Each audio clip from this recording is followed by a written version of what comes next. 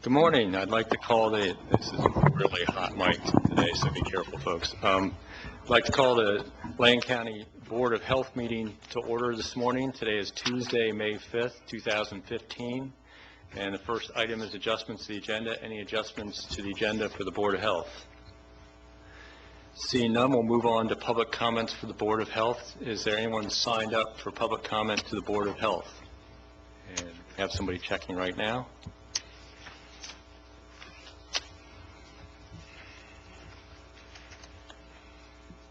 And we do have two meetings this morning. We have the Board of Health first, and then we will be having a regular meeting of Board of Commissioners following that. So there's two sets of public comment this morning.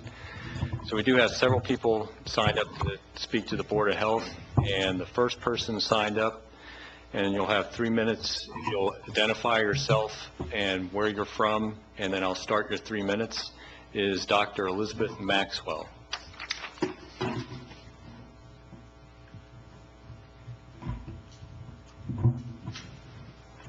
Hot spot right here? Yep. All right. Dr. Elizabeth Maxwell. I work at the U of O Health Promotion Department, but I'm here today as a citizen. This issue is about preventable death or excess deaths. This means deaths which do not occur due to natural disease processes and are wholly preventable. To put this in perspective, gun violence kills an estimated 32 people every day in the U.S., whereas cigarette smoking is responsible for an estimated 1,300 deaths each day. Every day, more than 3,200 people younger than 18 years of age smoke their first cigarette. Each day, an estimated 2,100 youth and young adults who have been occasional smokers become daily cigarette smokers. Nearly 90% of adult cigarette smokers report that they started smoking before they turned 18. In 2012, over $9 billion were spent on advertising and promotion of cigarettes. Price discounts accounted for 85% of all cigarette marketing. I urge you to keep the current ordinance in place as it is written in order to provide the most effective protection for the children in our community. Thank you. Thank you. Next, we have Ken Larson, followed by Wendy Simmons.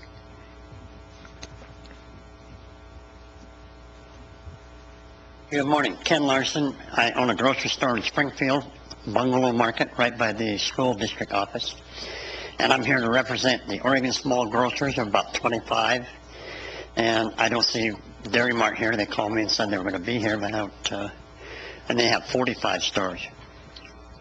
And we met with a couple of your commissioners a couple of months ago, and if we go with the revision that they said they would there, well, we're fine with that. We do appreciate all of your work and know that you've got people pulling you on all sides on this. But I would tell you, about a month ago, I had a young man come in my store, and he wanted to buy a pack of cigarettes. I checked his ID. He was 24 years old, and I said, when did you start? He said, my dad accused me of smoking at 14, and I wasn't. He said, I'm trying to quit, but I thought then I might as well start, but he was accusing me of it anyhow. And his dad bought his cigarettes from that point on. And I think that's where a lot of this comes from. It's not, because we as grocers, the last thing we want to do is to sell to minors. That's not what we're there for. We can make a living without selling to minors, and that's not what we're there for. So, do mistakes happen? Yes, they do. But I would appreciate your concern and your help along that line. I thank you. Thank you. Wendy Simmons, followed by Krista Blom. Hi, I'm Wendy Simmons, and I live in Eugene, and I'm the wellness coordinator for Lane Community College. And we went tobacco-free in 2010, and since then, tobacco use has decreased significantly. However, in the last 2 years, we've seen a huge rise in the use of e-cigarettes. Thus, last summer, we added e-cigarettes to the restrictions of our policy, thus strengthening our policy. So I want to thank you for passing the tobacco ordinance.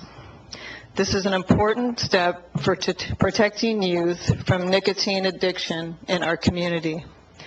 The tobacco retail law that includes other policies like a ban on price discounts and restricting retailers within 1,000 feet of schools and other child facilities is a comprehensive ordinance that will be effective in protecting youth from tobacco and in reducing the number of youth using tobacco. Because we know that, one, price discounts increase the number of youth using tobacco, and two, having a higher number of tobacco retailers near schools increases the number of youth using tobacco. Again, I want to thank you for passing the tobacco ordinance to protect our youth and ask you that you keep it in place as it is to keep it strong.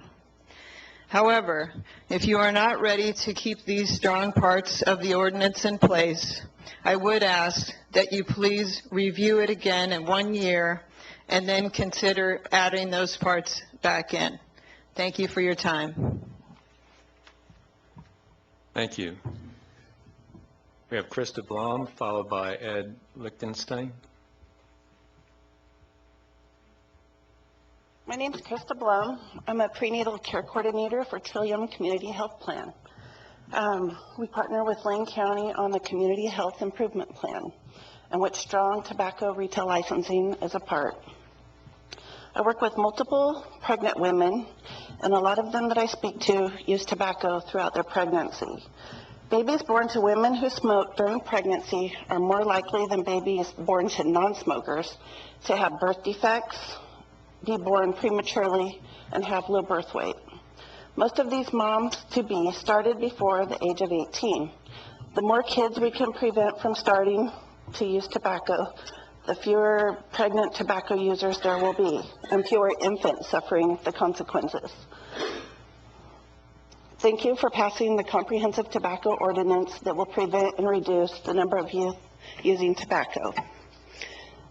Kids who are exposed to price discounts and are more likely to engage in tobacco use. The use of coupons and promotions make tobacco more affordable and more accessible for children who are most price sensitive. If there isn't a readiness for these two policies now, I ask you to please consider them again. Our children depend on you. Thank you for your time and consideration. Thank you.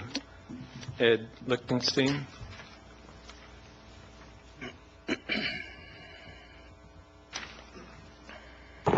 I'm Ed Lichtenstein. I'm from Eugene. I have a nearly 50 years, God forbid, tobacco control research history, both at the university and more recently at Oregon Research Institute. I'm also a member of the Eugene Springfield Prevention Coalition, but don't speak for them officially, although I believe my remarks are consistent with the coalition's mission. I too want to commend the Commission for the ordinance, which addresses both conventional and e-cigarettes. The provisions are sensible, evidence-based, and should be effective in protecting youth. The focus on protecting youth from e-cigarettes is especially commendable given the lack of action in regulating at the federal level. The provisions that prohibit free samples, redemption of industry coupons, and other discounting practices are especially important, as has been previously noted. This is so because price is a major driver of cigarette and tobacco consumption. There's a vast array of research that attests to this. Increasing price, usually via state or federal tax, reliably reduces consumption. Cigarettes are highly elastic, to use economic speak. A 10% increase in price yields a 4% decrease in consumption. And the effective price is especially strong for teens and youth. They have less discretionary income. Therefore, any policies that restrict price reduction in cigarettes, conventional or electronic, are likely to reduce nicotine exposure in youth. Now, while regulating marketing practices will seem overly intrusive to some, there is much precedent for so doing when there is a clear risk or danger to public health, particularly when youth are at risk, as is the case here. So I urge you to maintain the ordinance as written, or if that is not possible, as has been suggested, to please review it once more in a year. Thank you. Thank you. That's the last person I had signed up to speak. Is there anyone else that wishes to address the Board of Health? Please come up and state your name for the record, please. Hi there, my name is Rhonda Mays, and I own the Riverview Market and Deli out in Springfield. It's great what everyone's saying here about protecting youth. However, we as grocers need to be protected. If you keep in your ordinance that we cannot sell or get a new license within 1,000 feet of a school, that will put almost every grocer here out of business. We will never be able to sell our stores. That will be horrible, as we pay taxes that pay all of your wages. We, as grocers, learn how to teach our employees not to sell to minors. My girls are extensively trained in how not to sell tobacco or alcohol to minors. It's something we don't want to do. We get fined.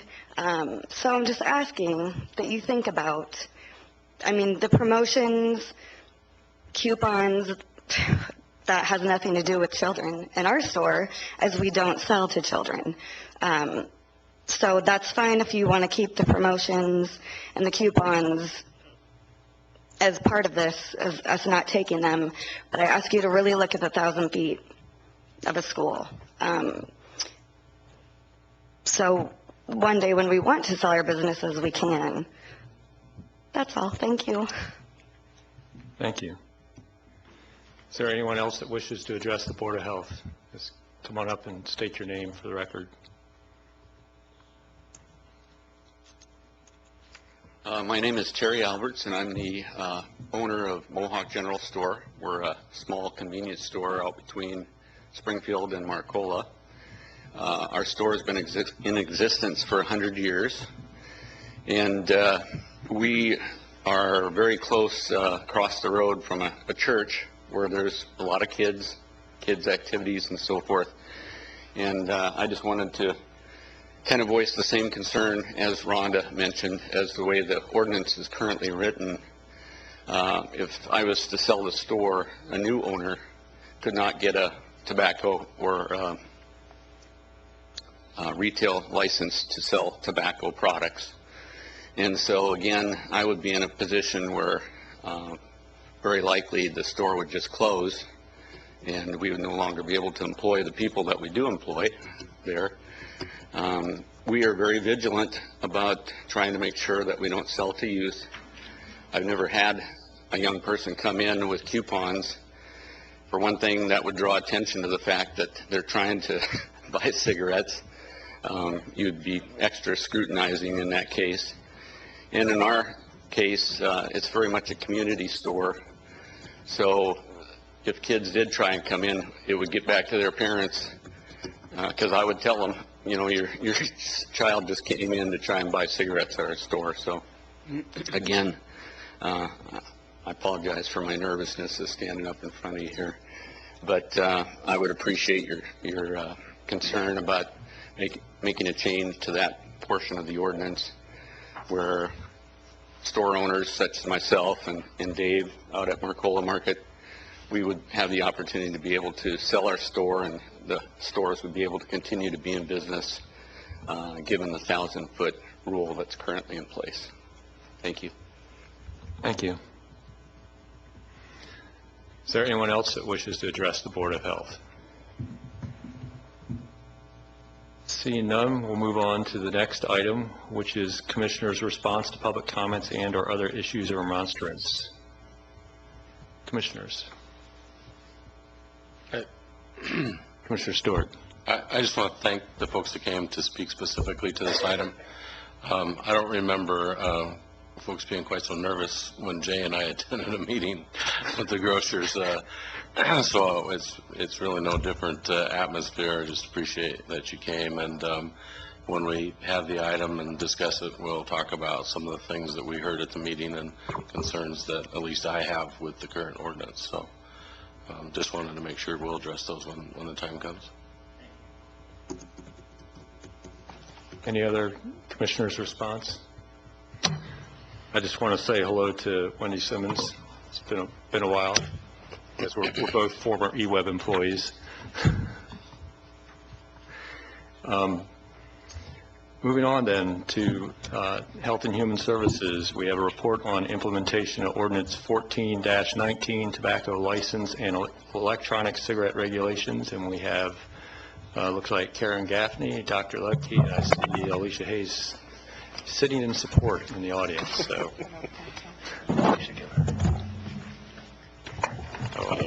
Turn this over to Ms. Gaffney.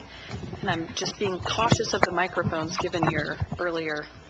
Hopefully that's okay, and you'll let me know. Our usual problem is they don't pick up people. Today, I feel like, you know, if I get a little too close, I'm going to be back to yesterday where it's May the 4th, and I'll sound like Darth Vader breathing up here, so they're really hot, so. We're going to work hard to avoid that, aren't we? Okay, good morning, Chair Bozovich and Commissioners. My plan this morning is to give a very brief update and overview, and I know you have received the packet in writing as well. And then today is really designed as a work session, so Dr. Ledke and I are here to answer your questions, listen to any comments or concerns, and take any direction you have moving forward.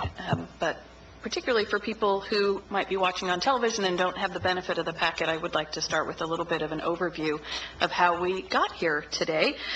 The Board of Health and Board of Commissioners first began talking about this topic probably about a year and a half ago after you passed the Community Health Improvement Plan, and you identified one of the areas for your work would be to strengthen tobacco rules that limited youth access to tobacco, and the strategy that you selected out of that was to pursue tobacco retail licensing as a way to really strengthen our work to decrease youth access to tobacco. And then along the way, your Public Health Advisory Committee also raised the issue of electronic cigarettes and the fact that those are, at the time, they were completely unregulated. Today, they still are completely unregulated, except for the ordinance that you passed in December. So really trying to address the health impacts of electronic cigarettes, again, particularly on young people, because as we talked about in many of those meetings, most people who smoke really begin when they're under age 18, and this was a cost-effective, evidence-based way to decrease youth access to tobacco.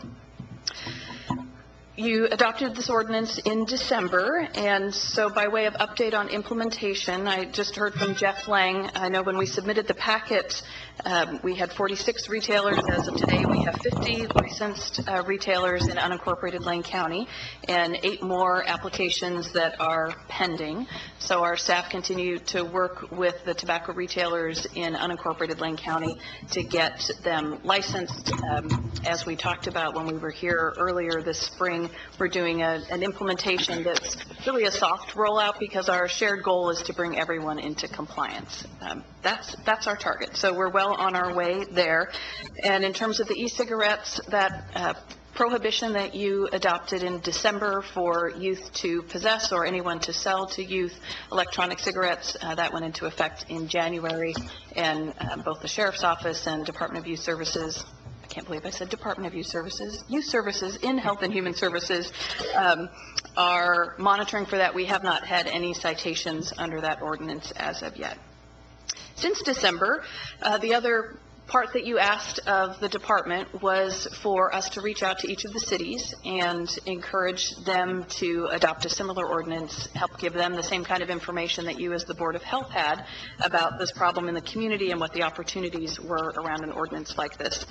So Dr. Ledke and I have been what I think of as riding the circuit around Lane County, and it's actually been great. We did written outreach to all of the cities and then have been slowly able to schedule presentations and opportunities to meet with, in some cases, we've met with mayors and city managers, in other cases, city councils, and we still have some of those meetings to be scheduled and some that are scheduled and still pending. In the packet, I gave you an update by city of where we're at. I want to highlight a couple things. Cottage Grove was the first city who hosted us, and attached to your packet is the first ordinance that they adopted. They decided to split the issue into two different ordinances and to tackle the e-cigarette part of your ordinance first. And so that's what they did. In addition to adopting the youth prohibitions that you had, they extended e-cigarettes into their indoor clean air ordinance. And so basically everywhere where smoking is prohibited, e-cigarette use is also prohibited. And they increased the from 10 feet, which is the minimum required in state law, to 25 feet, the distance from doors and entryways where people can use both cigarettes and e-cigarettes. Cottage Grove is scheduled to take up the issue of tobacco retail licensing later this spring. That was the one community that had the most significant conversation about the actual pieces in your ordinance, and so I'll give you that feedback in a moment too. We did presentations in Junction City and Lowell, and response there was everyone across the board appreciated the information. I think many people were surprised, particularly around e-cigarettes, that they were unregulated, and I think that a lot of people assume that similar OLCC regulations apply to tobacco and retailers, and we're surprised to know that that's not true. So Junction City and Lowell wanted to wait until after the legislative session, and if nothing passed as statewide policy, invited us to come back and talk with them more. We met with Veneta City Council, and they have instructed the city manager to bring back an e-cigarette ordinance. I think they're taking an approach similar to what Cottage Grove did, which is split it into two different topics. They'll take up e-cigarettes by June, and then after budget, they're scheduled to talk about tobacco retail licensing. We're scheduled to go to Cresswell, and we are working with the other cities to get the conversation started with them. There's been a lot going on in public health this spring, just in case you haven't noticed. It's been a busy 6 months. So in terms of the feedback that we're hearing, I'll give you this, and then I'm curious what Pat has to add too. From our discussions with the cities, again, everyone really appreciated the information, and several hoped that the state would adopt a statewide policy that would take care of this. The other thing that we heard from at least one small city was that the tobacco retail licensing felt like a really big bite, and they didn't have the administrative infrastructure for that. And so we've begun some conversations about opportunities for the city to really invite the county in to administratively manage that process inside the city limits in the same way that we do in unincorporated Lane County, and to organize that through an MOU. So I anticipate after everyone gets through their budget discussions that we'll probably have more conversation about that strategy. And then in Cottage Grove, as I said, they were the ones who had the most in-depth conversation about the elements in your ordinance. There were some concerns about the 1,000-foot rule from youth-serving organizations, and particularly inside the city limits, because of density and all of the wonderful parks that Cottage Grove has. When they mapped it, if it was prohibited 1,000 feet from any entity, including parks and schools and anyone who served youth, there really wasn't much footage left inside the city of Cottage Grove. So as I said, they have not adopted an ordinance yet, but one of the recommendations from their Youth Advisory Council and a discussion at that council meeting was perhaps narrowing that prohibition to perhaps doing 1,000 feet from schools. Did I lose my mic? Oh no, I just lost the echo. Just pull it up for you now. Excellent. Sounds like they may have fixed the... Wonderful. So the discussion from Cottage Grove was perhaps looking at instead narrowing the definition to 1,000 feet from schools and daycares and maybe playgrounds rather than all parks, but thinking about that particular restriction a little differently. And then, as you heard in public comment, we've had feedback from retailers as well, and that's in your packet. And I would say the feedback that we've heard from retailers really clusters into three different topics. One is around the enforcement elements in your ordinance. We've heard from some retailers that they would prefer an enforcement structure that it more closely aligns with what OLCC does. And and I can give you more details on this if you're interested, but at a high level, OLCC has higher fines, but is slower to suspend someone's license, so it's different in that way. And they do a look back that is shorter than your 5-year look back for assessing those staged fines. The second area was around coupons, and you heard some of that in public comment as well. Some of the retailers were concerned about the ordinance prohibiting the use of coupons. And then the third area was around proximity to youth-serving organizations. And for the retailers, I didn't hear as much about kind of there's no square footage left like we did in Cottage Grove, but really more the issue of being able to sell their store. As you know, your ordinance grandfathers in all existing retailers, so it really wouldn't be an issue for anyone who currently has a license, but what would the impact be when they went to sell their business? So that's my overview. Do you have anything to add? I think I'd only add two things.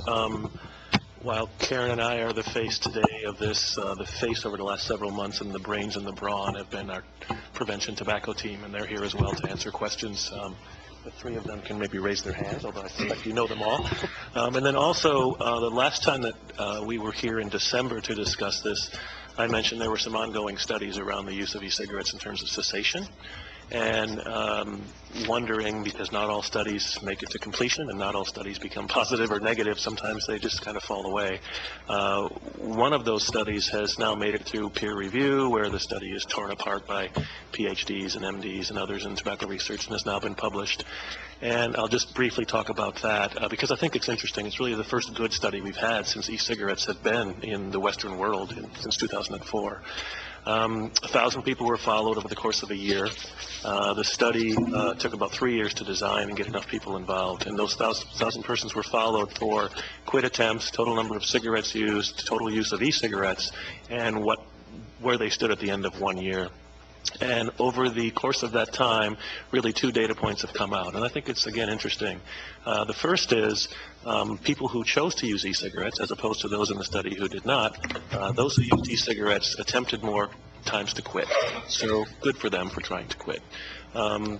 However, over the course of that year, they did not smoke fewer tobacco cigarettes or leaf tobacco cigarettes, nor at the end of the year were they more likely to have quit. So while there are anecdotal examples of people who have used e-cigarettes to quit, I'm aware of a couple in my medical practice. From a population health level, when we look at large populations, in this study, they have not been helpful in getting people to quit. And this is really the first good study that we've had. There's one other study out of Hawaii I mentioned last time we met that was fairly good, but it was too small. It only involved about 150 people. So that's all I would add. Thank you. Commissioner Lycan. Thank you, Mr. Chair. That is hot, isn't it? So, thank you, Mr. Chair. Karen, Dr. Lutke, thank you for the update. Much appreciated. Mr. Chair, if you don't mind, I'd like to have Alex Kyler maybe come forward and maybe kind of give us an update of where we are as far as a statewide ordinance is concerned. If he has information on that, because I think the information you provided as far as reaching out to the cities, I think is an important component here. Because we've heard in particular from 2 businesses that are inside the Springfield city limits, and a business that I know exactly where he is, the Mohawk General Store. You can nearly throw a rock and you're outside of the city limits, and so you're pretty close to the city limits. So if you're in the city limits, this ordinance of Lane County does not cover the city, but it would cover the Mohawk General Store, which is just right on the edge. And so I kind of get an idea of where we are on the statewide ordinance. And because we took this up, this is a pretty significant discussion at our last Associated Oregon Counties Legislative Committee. And from the statewide perspective, and also if, because it sounds like at this point in time, there's not a preemption clause that has been written. It's still out there. They may have this discussion, but right now it's not. And then I'll have a question related to that as well. So, Mr. Kyler, if you could just provide a quick update where we are. And I'll also provide comments when I spoke to Mayor Lundberg and where the mayor in the city of Springfield is right now as far as the county-wide ordinance and related to the statewide ordinance. Mr. Chair, if I may, before Mr. Kyler. So briefly, there are a lot of bills in the House and the Senate that have been written, but only a few have any chance of moving, and only one's actually passed one of the bodies. So, we don't need to hear about the No, ones that just the that one aren't that going has anywhere. a shot. Yep, I agree. Great. Mr. Kyler. Yes, thank you, Mr. Chair. And Commissioners, Alex Kyler, your Intergovernmental Relations Manager. So you do have, we're tracking two bills essentially that, one which is House Bill 2546. That bill has actually passed the House and last night was amended and sent to the floor of the Senate. Because it was amended in the Senate, it will have to go back to the floor for concurrence. So the process is still making its way. But 2546 is creates the definition of inhalant delivery system. So it's really for the first time put some state parameters around the e-cigarettes and devices as well as the product itself. And so it sort of encompasses the inhalant delivery system to include both the mechanism and the product. Essentially, it creates a statewide system, and there will be some authority given to the Oregon Health Authority and some authority given to the Oregon Liquor Control Commission. Prohibits the sales of inhalant delivery systems to minors, so that would be people under 18. This one, I'm quite certain this one will make it through that process I described. The other one that is still in its Chamber of Origin, Senate Bill 663, is a little bit more aggressive. It would actually increase the legal age for possession of tobacco to 21 years of age, and it would create more of a licensing framework for businesses. It would also address the issue of inhalant delivery systems. It would put some standards around where retailers can be located. So this one is sitting now in Senate Finance. So it made it through the policy committee and then was sent over to the fiscal committee to have a look at the revenue issues that are associated with that. So my understanding is that this one is still very much in conversation as well.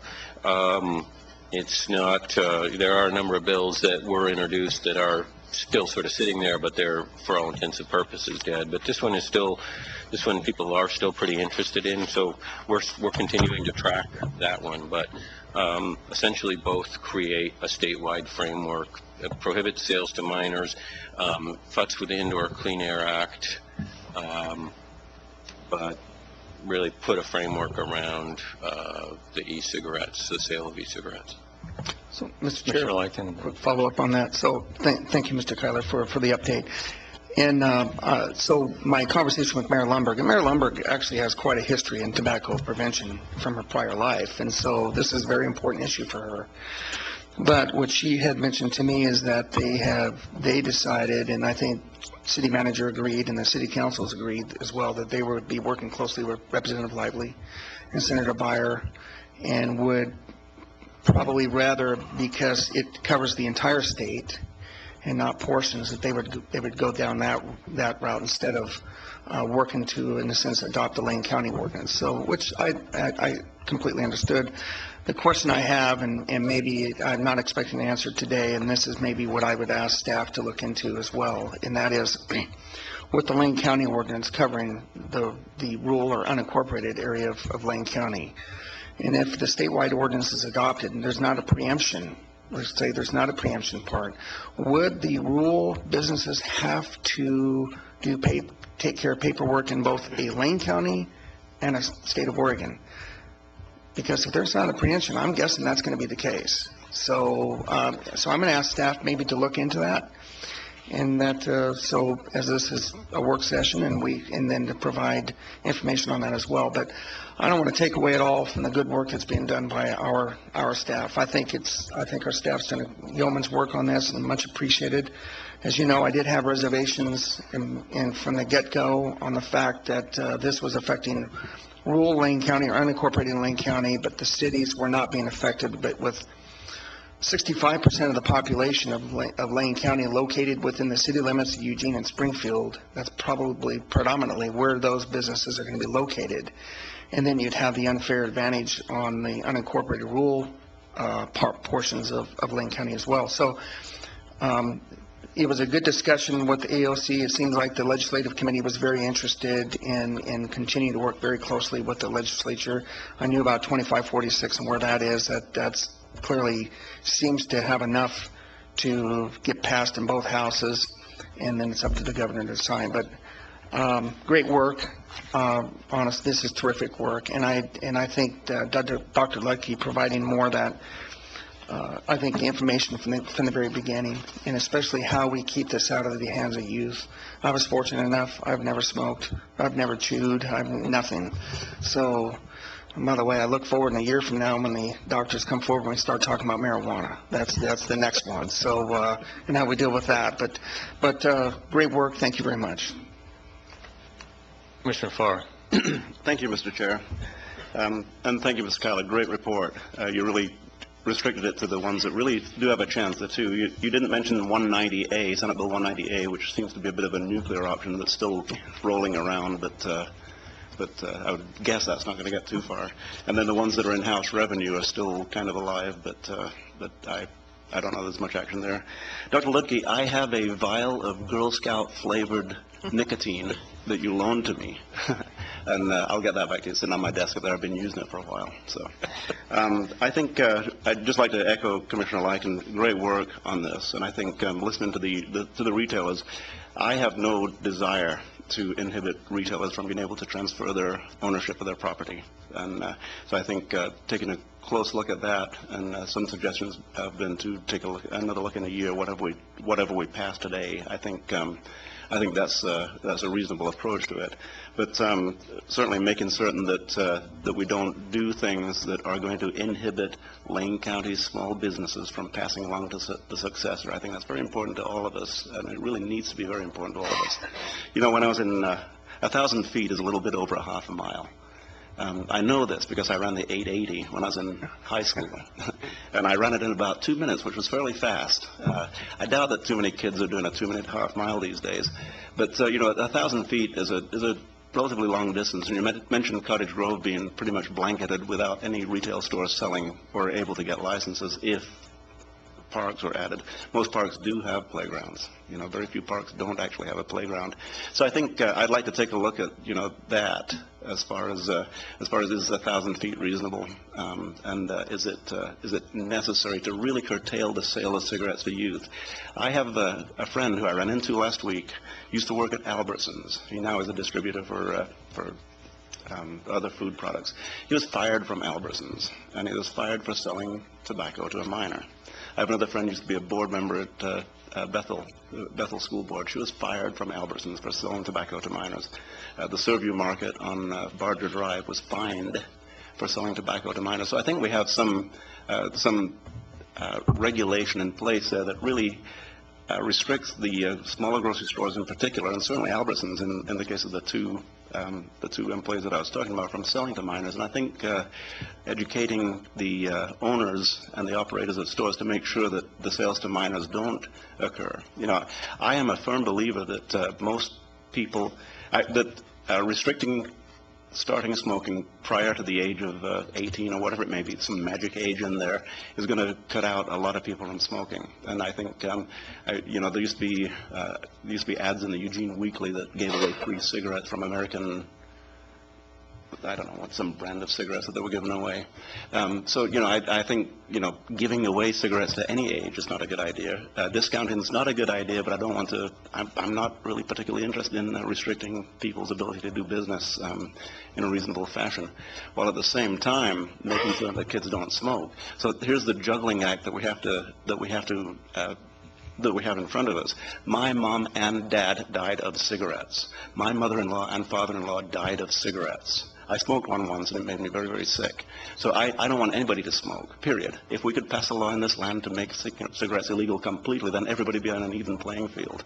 And once we do pass statewide laws, then we more evenly lay out the playing field. But, it's important that we do acknowledge this juggling act that we have to perform here and make certain that the small business owners in Lane County and the operators like Dairy Mart, which is a small business if you look at each one of their stores, who are performing remarkable services in other towns that don't have groceries, for instance. They're expanding their lines, and they're doing all that they can to make sure that the people in Lane County have a good place to live, a good place to buy products that they need to buy. At the same time, cutting out the Girl Scout cookie inhalants, and at the same time making certain that kids aren't buying cigarettes. So I think, we have to be cognizant of this, and I think I've talked to y'all in private and in public about my strong feelings about cigarettes, and they're not ever going to go away. And anything that delivers nicotine, anything that makes a kid decide, hey, that's not so bad, is it? Oh, the cigarette hurt, but Girl Scout cookie, that's not so bad. Anything that prevents kids from getting addicted to the very addictive substances that are contained in cigarettes and in vaporized nicotine products. It's important that we do find ways to keep kids from starting. But at the same time, my heart really definitely goes out to the retailers in the community who once again, I'll say, we need to create this balance that's not going to cause the Mohawk store to never be able to sell to a new owner. And at the same time, that continue supporting them in not selling cigarettes to kids and cigarette products to kids. Thank you, Mr. Chair, for indulging me with a little bit longer of a talk than I normally have, but I really have a great deal of passion surrounding cigarettes. I've cried a lot about cigarettes. Thank you, Commissioner Sorensen and Commissioner Stewart. Thank you very much. So, Karen, when the board adopted the ordinance on the e-cigarettes and other cigarette legislation that we did, it seemed like at the time there was a view on the board that, well, maybe we should wait until the state or federal government acts, given the fact that these e-cigarettes were coming onto the market, and at least in my view is that sufficient time had passed for the knowledge of this to be known to Congress and to the Oregon legislature that we should take action. So I think it was a good thing that we took action, and I think that the subsequent failure of Congress or the Oregon legislature to enact something to me shows that we were on the right track in trying to do that. Dr. Severson sent an email yesterday to the Board of Commissioners and pointed out that Congress has not passed any legislation on this topic either. So we also ask you to meet with the cities, and you gave an overview of that, but none of them have passed an ordinance, or maybe one did. You went over in some detail that you met with them, different combinations of mayors, councilors, and city managers, but who actually has said, okay, county took this bold step, we are going to also? Chair Bozovich and Commissioner Sorensen, to date, the Gold Star goes to Cottage Grove, okay, who has passed the ordinance that's attached to your packet. Okay. And the city of Veneta is in process, but not Eugene, not Springfield, and not any of the other 12 cities, just correct. Just the one. And in fairness, we have not yet had an opportunity to meet with Eugene, so they may be interested in doing that. We have not had that discussion yet. All right. And so our ordinance only affects the unincorporated parts of Lane County, and there's ongoing work to acquaint the cities, and Cottage Grove is the one city that has enacted an ordinance. That's correct. Okay. Are you or Dr. Ludke, are you recommending a change in our ordinance?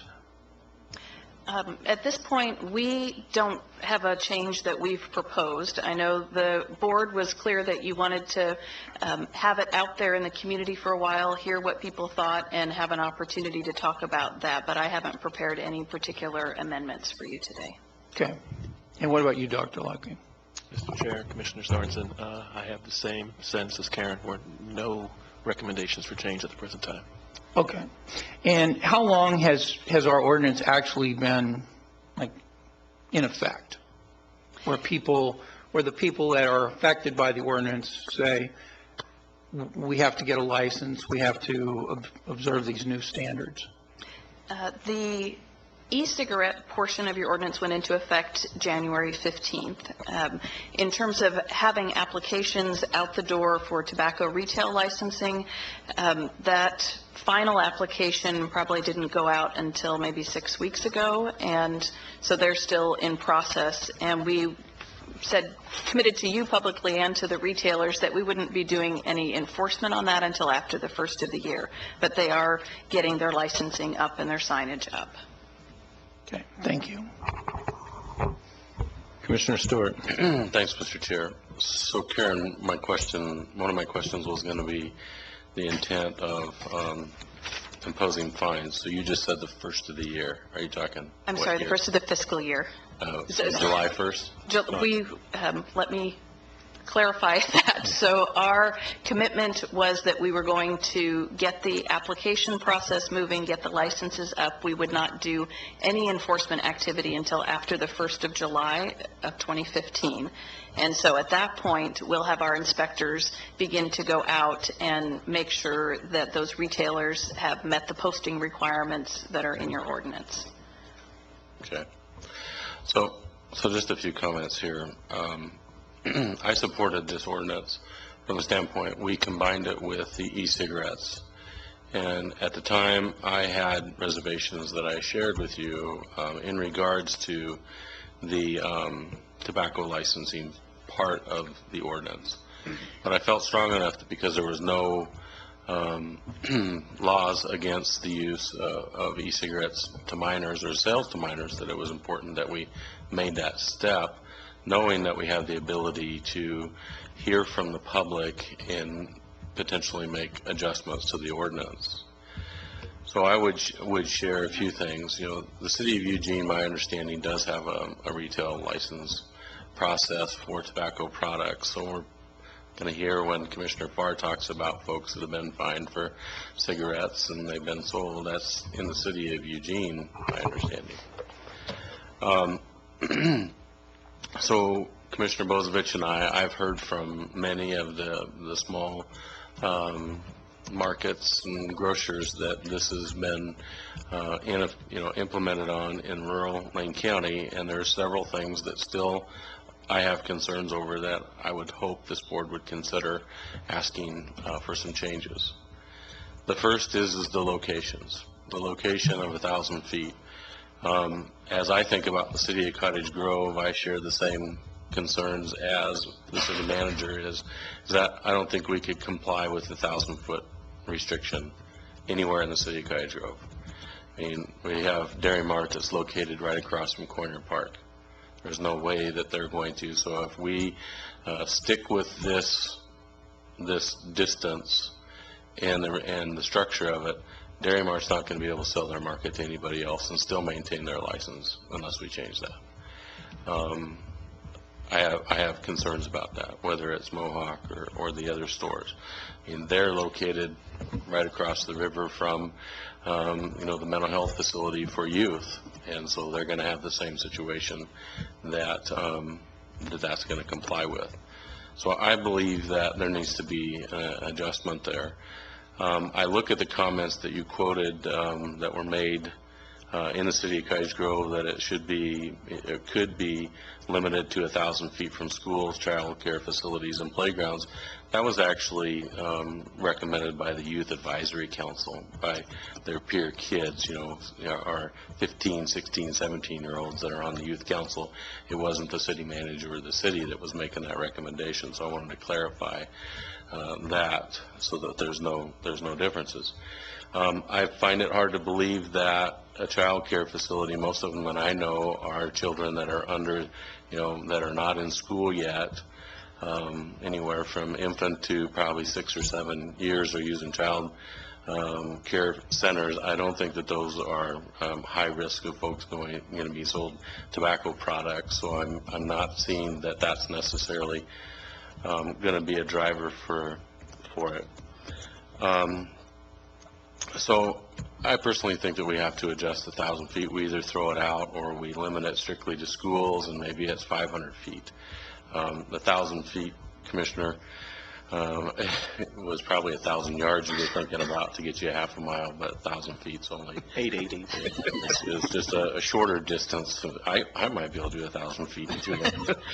But anyway, that being said, and then I think if we dealt with the grandfather clause, that most of these small markets are life savings. I would imagine that Mr. Kirk back there and his wife, when he retired, that he invested in this facility for his retirement. And if he's not able to sell his facility and recover his investment in that, I would feel tremendously bad about that, or anybody. And so I think that that's another piece that needs to be dealt with, the grandfather. Maybe it just gets thrown out, or if there's if we consider a shorter distance of 500 feet from a school, any schools, and that's the limitation, maybe a grandfather, maybe there'll be some markets that need the grandfather clause to consider. If you're established, you can continue to sell the products.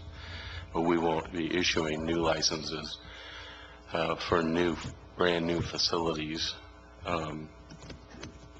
for hypothetically something within that distance. The third item that I really believe needs to be dealt with, and I mentioned previously when we considered this, is the enforcement piece. Right now, it's my understanding our code really sends the enforcement to the owner of the store. The owner is the one that receives the fine, and it's a fairly aggressive schedule. So I think first time, you would have to probably correct me, but the first time you're suspended for a period of time. Second, it's a longer suspension of a year. I think third, it's like the 3 strikes and you're out type of a deal. I think we should consider using something similar to the OLCC, which really penalizes the individual that sells the product. Your clerk that's attending at the time should have some level of responsibility. There were some horror stories that I was shared, probably shouldn't repeat, but I could see a situation where an employee might not be feeling too positively about their boss, and decides to sell a product to somebody knowing that they're going to potentially see their boss receive the fine, and maybe they lose their job, which they don't really care too much about anyway. So I think that the enforcement we could do it, consider the OLCC process where both entities are fined. There's a little bit shorter or a little bit longer ramp up to suspension of it. And I think that there's a 5-year, if you haven't had something at your records cleared after 5 years. But I'd like to see us consider those 3 items specifically. I'm kind of on the fence about whether or not we want to have a conversation about coupons. I appreciate the fact that we had a couple store owners say, we can deal with that. That's not a make or break. But I really believe that those 3 items I mentioned, I would appreciate the board consider having staff look at that and bring it back before the July 1st date if we're going to start imposing sanctions on July 1st. I'm not 100% convinced. It definitely looks like e-cigarettes is going to be dealt with, but I'm not too sure. I didn't get a super positive feeling that there's going to be a statewide licensing law implemented in regards to tobacco products. And so I'm not too sure waiting until July 1st before we do anything is going to be any difference, except for change the rollout to a later date, which I I'd rather see us try to accomplish these changes if they're supported by my colleagues to hopefully have them done before we start implementing sanctions. Thank you. So, Mr. Kyler, if you wouldn't mind strolling back up here, I actually had a question for you. But while you're coming back, I just want to make one thing perfectly clear. I don't remember in the discussion about this ordinance anybody saying that we needed to wait for the state or the feds to take action. I believe there was some discussion about sending the ordinance back for amendment before we adopted it, but I know personally that was not a concern of the board, was looking for the state to take action first, because we all understood the state had failed to take action, particularly when it comes to e-cigarettes and sales to youth. And there was nothing in the current state law that led us to believe that they were going to do anything to increase their enforcement capabilities around sales to minors and for tobacco and nicotine products. So that was never a concern. You know, I did vote against the ordinance originally based on the fact I think it needed to be amended and wanted it to be amended first and come back for an additional reading and public hearing with the corrections in it, which would have only delayed it anywhere up to a month as far as actually getting the correct ordinance on the street. So, you know, I'll be in alignment with Commissioner Stewart that we need to come back and take a look at this ordinance. But before we get there, I just want to make a couple things clear. And on both those bills, the House Bill 2546 and Senate Bill 663, that look like the only two e-cigarette and tobacco-related bills that are still have legs, as they like to say up in Salem, do either of those contain a preemption on local licensing of tobacco retailers or e-cigarette retailers? Chairman Bozovich and Commissioners, neither of the bills contains a preemption other than there's an existing preemption against the sales of vending tobacco products, and they added inhalant delivery systems to those. So that preemption stands, but there is no preemption against local ordinances. In fact, 663, as it's currently written, actually has a clause that suggests that local governments may pass ordinances that go beyond it. Okay. I just want to make sure that was clear, that there was neither of these bills will preempt or supersede what we plan on, what we've been discussing here. If anything, they'll reinforce our prohibition on sales to minors to e-cigarettes, which is contained in both bills. So, and possibly even preempt ours from 18 up to 21 if this Senate bill passes in its current form. Right. Do either of those bills include a allocation of state money for increased enforcement of sales to minors? To counties?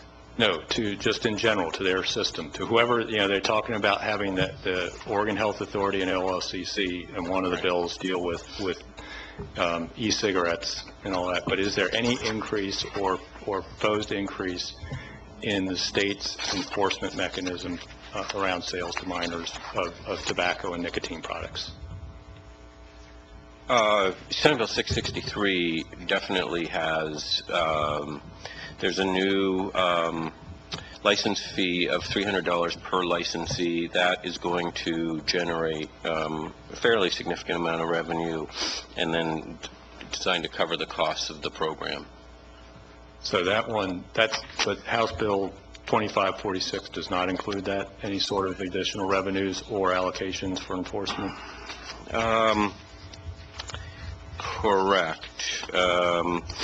There's language that speaks to the coordination between various agencies. There's some civil penalties that are established under 2546, and those dollars are then allocated to the Oregon Health Authority Fund for the purpose of carrying out the enforcement activities. So they're just a little bit different in terms of their approaches. The Senate bill actually does have the licensing, and the House bill has the penalties for violations. Okay, so, one of the reasons why we went to this whole idea of licensing tobacco and other nicotine product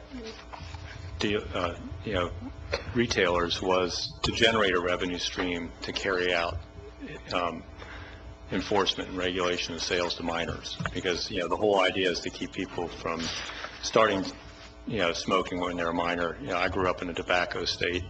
I actually ran the 100 and the 220, and the fact that we talk about 220s and 880s just shows our age, because we ran yards instead of meters. But I ran the 100 and 220 because I smoked and I couldn't run at 440 or an 880. But it's about trying to get this enforcement action in place, and the idea is to have, the state has been woefully lacking in the federal government in carrying out enforcement of sales to minors, in my opinion, as a citizen. It's too easy to go past nearby the school grounds of almost any high school in the state to see enough kids standing off to the side, just off of school property, lighting up to understand there's a problem with how much tobacco gets in the hands of minors. So that said, that was what the goal was really around this whole thing. Now, whether or not either of these bills actually ends up becoming law is still a long ways off. So I don't think there's anything wrong with us continuing down this road. If Senate Bill 663 gets passed and there becomes a state licensing requirement and they increase their enforcement, it may be needed that we take another look at the county level as to whether we want to duplicate something the state's doing or not. But that hasn't happened. I mean, how many bills are there floating around now that may or may not get passed? So I'd like to keep moving ahead with this. One more question for Mr. Kyler before I let him go. What does the current status of state law say relative to preemption of local tobacco or cigarette or nicotine-related taxes?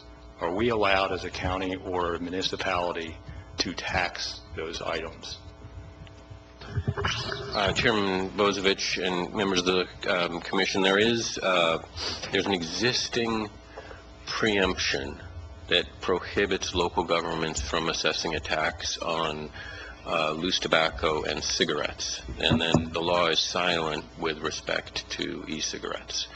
One of the things I was going to mention earlier, and it slipped my mind, but Multnomah County, for example, right now they've got a briefing on e-cigarette taxation that they're looking at, their commission is looking at simultaneous to your conversation. So the law is silent. Essentially, it could be done. It's a little bit challenging, I think, in terms of how would you apply a tax to the e-cigarette product? Where would the tax be applied? Those kinds of questions. But nonetheless, I think there is at least some conversations going on up the northern part of the valley about that. Otherwise, with respect to the existing law, it's silent on e-cigarette taxation. But it's very clear on tobacco. Yeah. Okay. So going to the three items that Commissioner Stewart brought up, and I wanted to add a fourth, and it was particularly in reference to that prohibition on local tobacco taxation. Our current ordinance has a phrase in there about the use of the revenue from the retail licensing. And it's, education of the retailers works, the fee is being applied directly to trying to deal with the retail licensor. But there's a small phrase in there that has it being utilized for general public education around nicotine and tobacco products. That gets to the edge of pulling the revenue from a source that's met about licensing and sales to minors and enforcement of that, and using it for a general purpose, which then turns it into a tax. And I think we're on the legal edge of taxation locally of tobacco if we continue to have that phrase in our ordinance.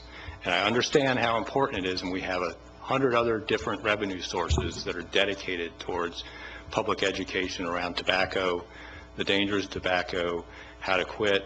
We've got other sources. I think it's very easy for us to pull that language and prevent us from ending up in court defending that as a problem. So I would add to my list of things if I was going to, if we have, consent of the board up here, to have staff come back. It was kind of great hearing about what cities were concerned about and what the retailers are concerned about. But I have a concern that is, it's bait for a future issue with the, the statewide Tobacco Retailers Association coming after the county for breaking that preemption on taxation, local taxation of tobacco products. So I'd like to see that little piece of language get pulled, because we know we have other funds that are used for that purpose. I'm not diminishing how important that is. I just don't think it belongs in that particular retail licensing ordinance. So I would like to express support for removal of the location standards completely. I think that unless they're greatly modified, the fact that you cannot transfer a license, if we're going to keep the non-transfer license, we need to completely remove the location standards.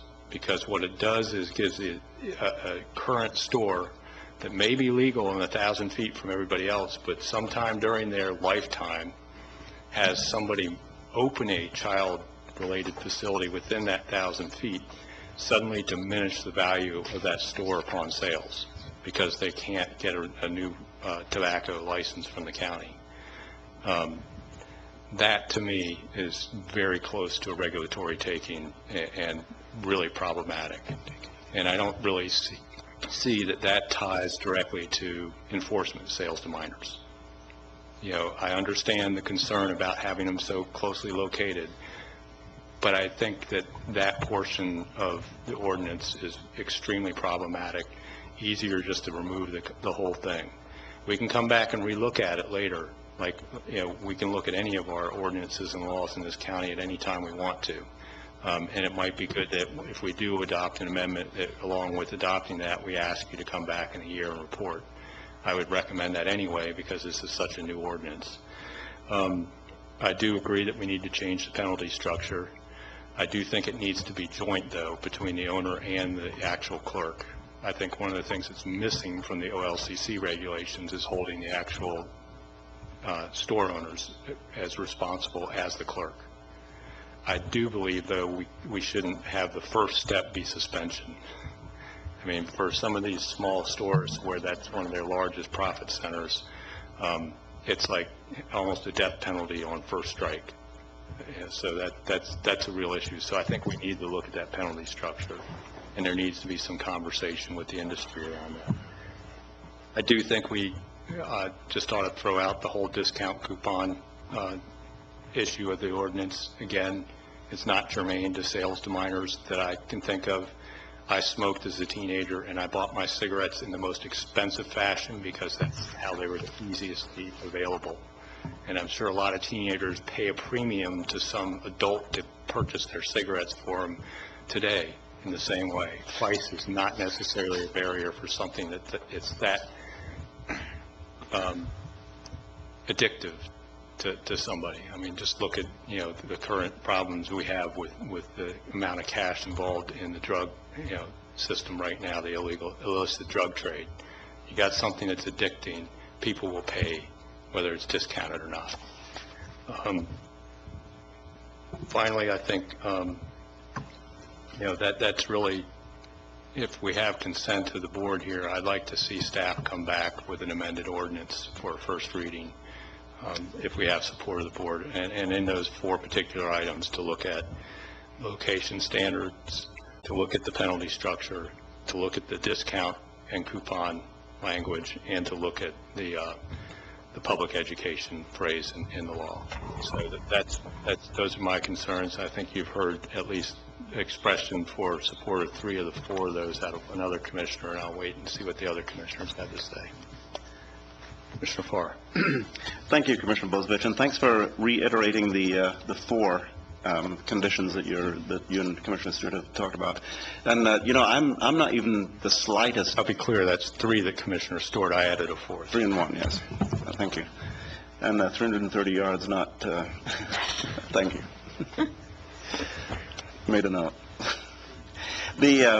But I'm not in the least bit interested in watering this down in terms of its effectiveness. And so that being said, the 4 conditions that have been mentioned up here, I'd like to think a little bit more about it, but it doesn't seem to me to diminish the effectiveness of what I believe is the main thrust of this ordinance, and that's keeping kids from smoking. I believe that store owners and store clerks do have a responsibility to live within guidelines that have been established already.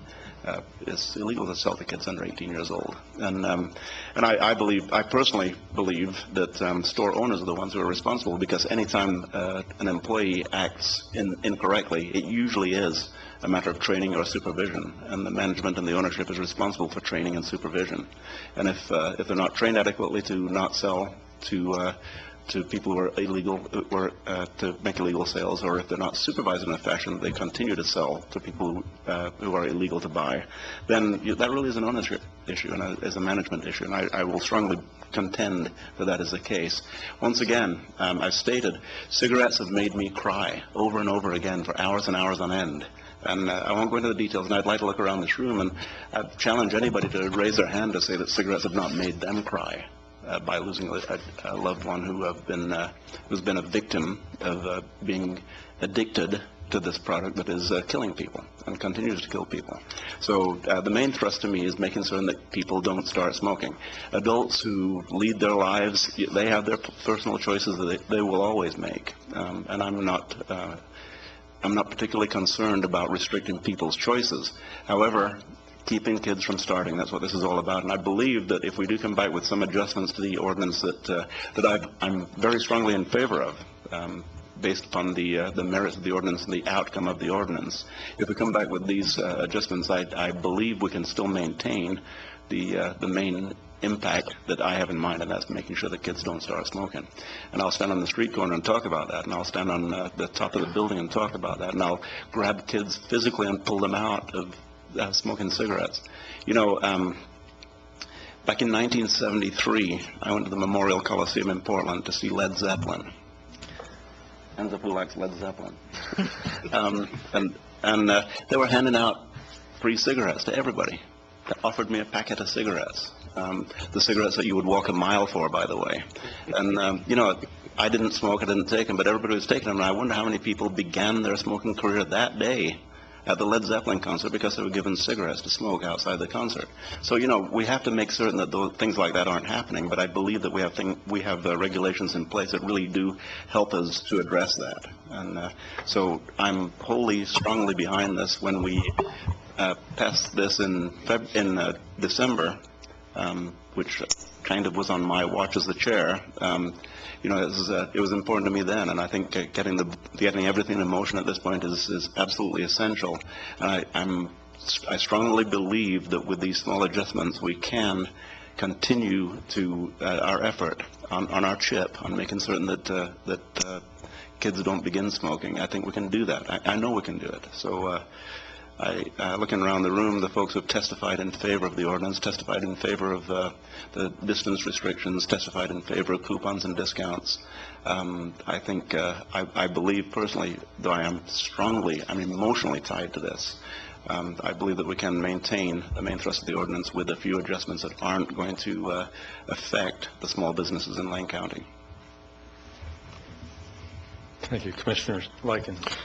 Thank you, Mr. Chair. I will support the recommendations from Commissioner Stewart and Commissioner Bozovitz, the 4.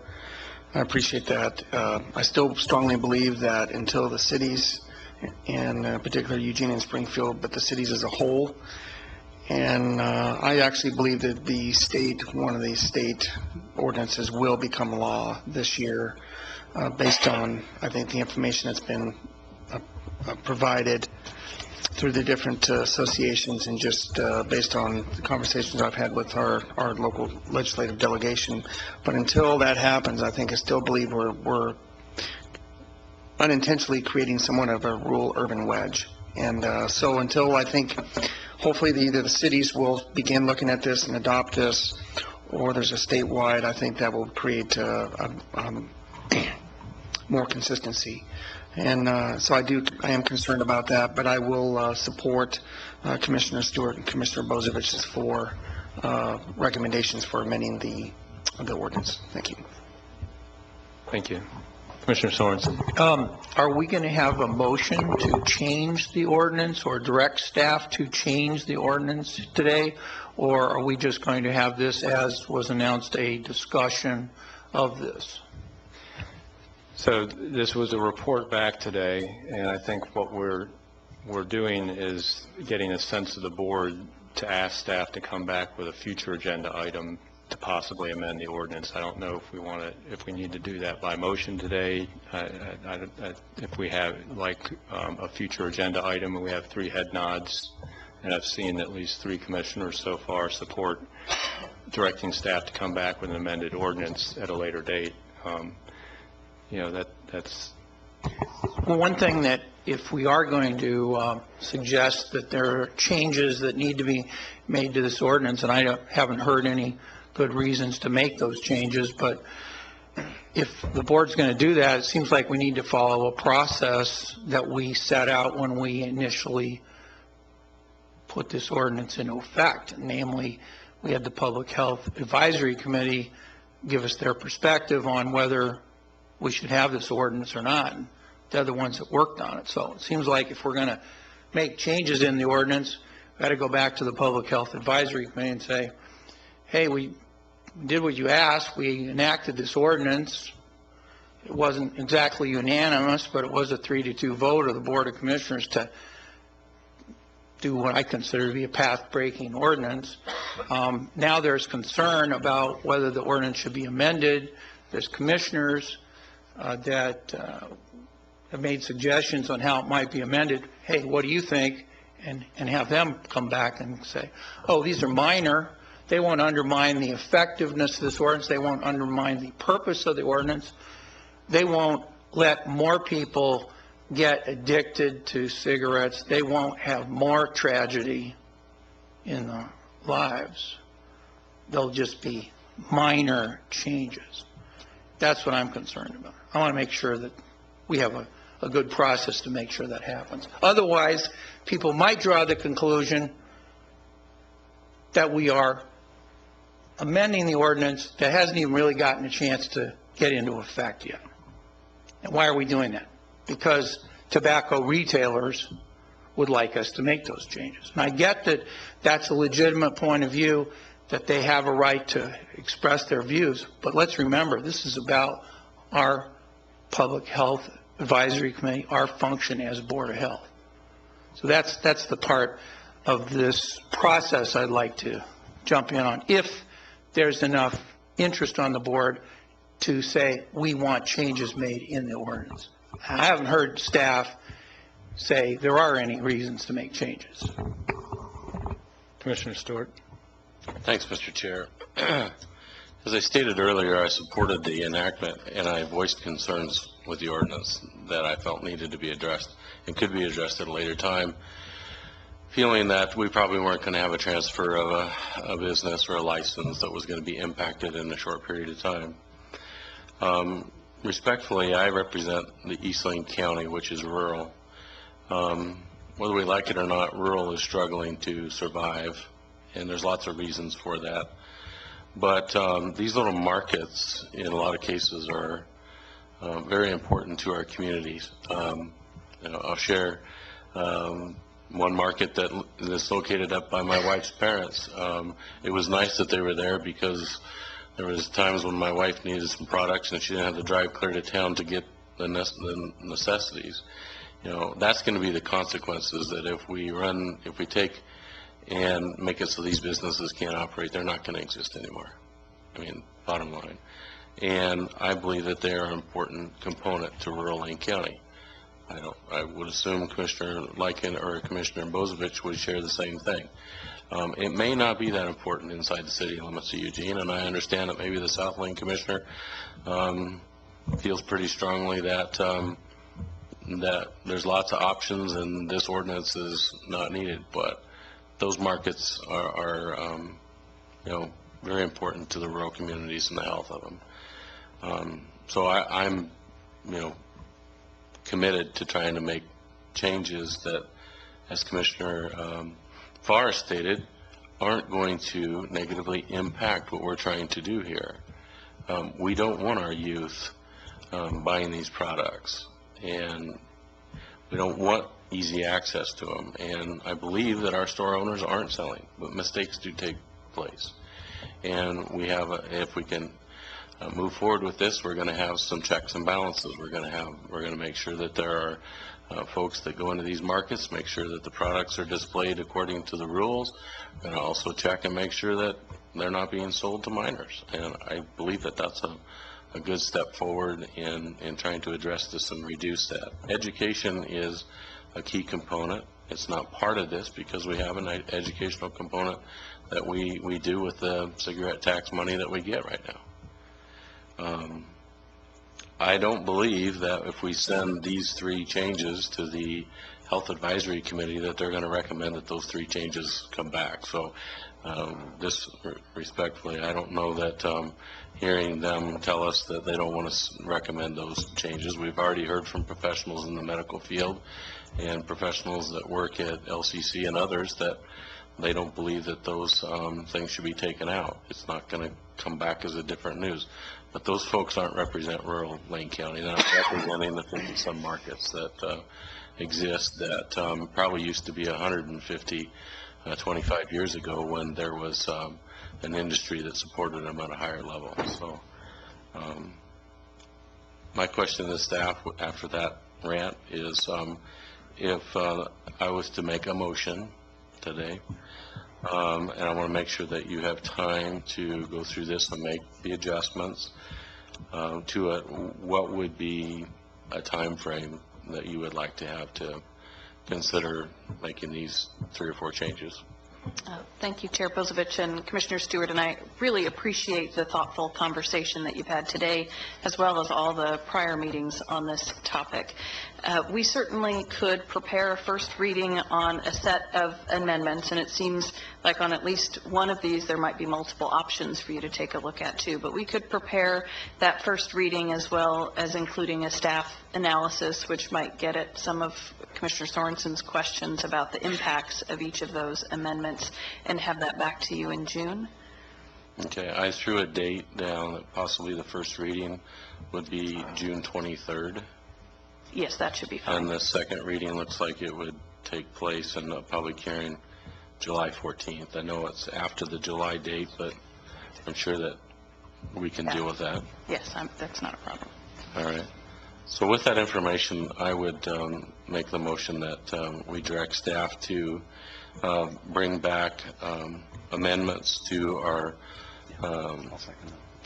tobacco licensing ordinance, amending the location distances, the grandfather clause, the enforcement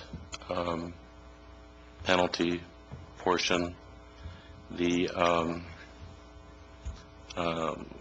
consideration of removing the public education phrase and the coupons component.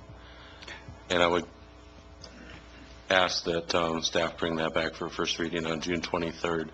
And I do support, and the motion does support options. So if staff recommends 0 distance, or they could recommend 500 feet as potential options for us to seek public comment on and incorporate into a final amendment. Okay. Second, and speak to the motion, please. Commissioner Farr. Thank you. I do agree with this. And, the reason that I urged staff to bring this back to us in December of last year is because it had to happen quickly. And I believe moving this forward as quickly as we can is our best approach on this. It fits in more with my plans and what I would like to see happen with this ordinance. And so in that case, I would disagree with Commissioner Sorensen that we need to send it back to the committee. I believe the committee's had its discussion on it, and at some point in the future we can revisit it, and we intend to revisit it. But we need to move this thing through as quickly as we possibly can, because even one more kid starting smoking, I mean, that's a life of tragedy. So I think I seconded the motion. I look forward to seeing what you come back with on June 23rd. But really, let's make it happen quickly. Let's get this through as quickly as possible, because it came through in December, and the reason it came through in December is because I personally wanted to see it move quickly, and you guys have done due diligence on getting the ordinance written. So I'm in support of it, and I would love to see a unanimous vote on this, because let's get this thing through quickly without putting the brakes on it any further by sending it back to any committees. Thank you. Commissioner Sorensen. Mr. Dingle, could you come up and answer a question for me about one of the features of this motion? The idea that government would get money together from fees or taxes or licenses and then use that money, part of that money, for public education, to educate people about the, in this case, health effects of smoking or health effects of smoking e-cigarettes, or inhaling, I guess it's the proper term, inhaling e-cigarettes.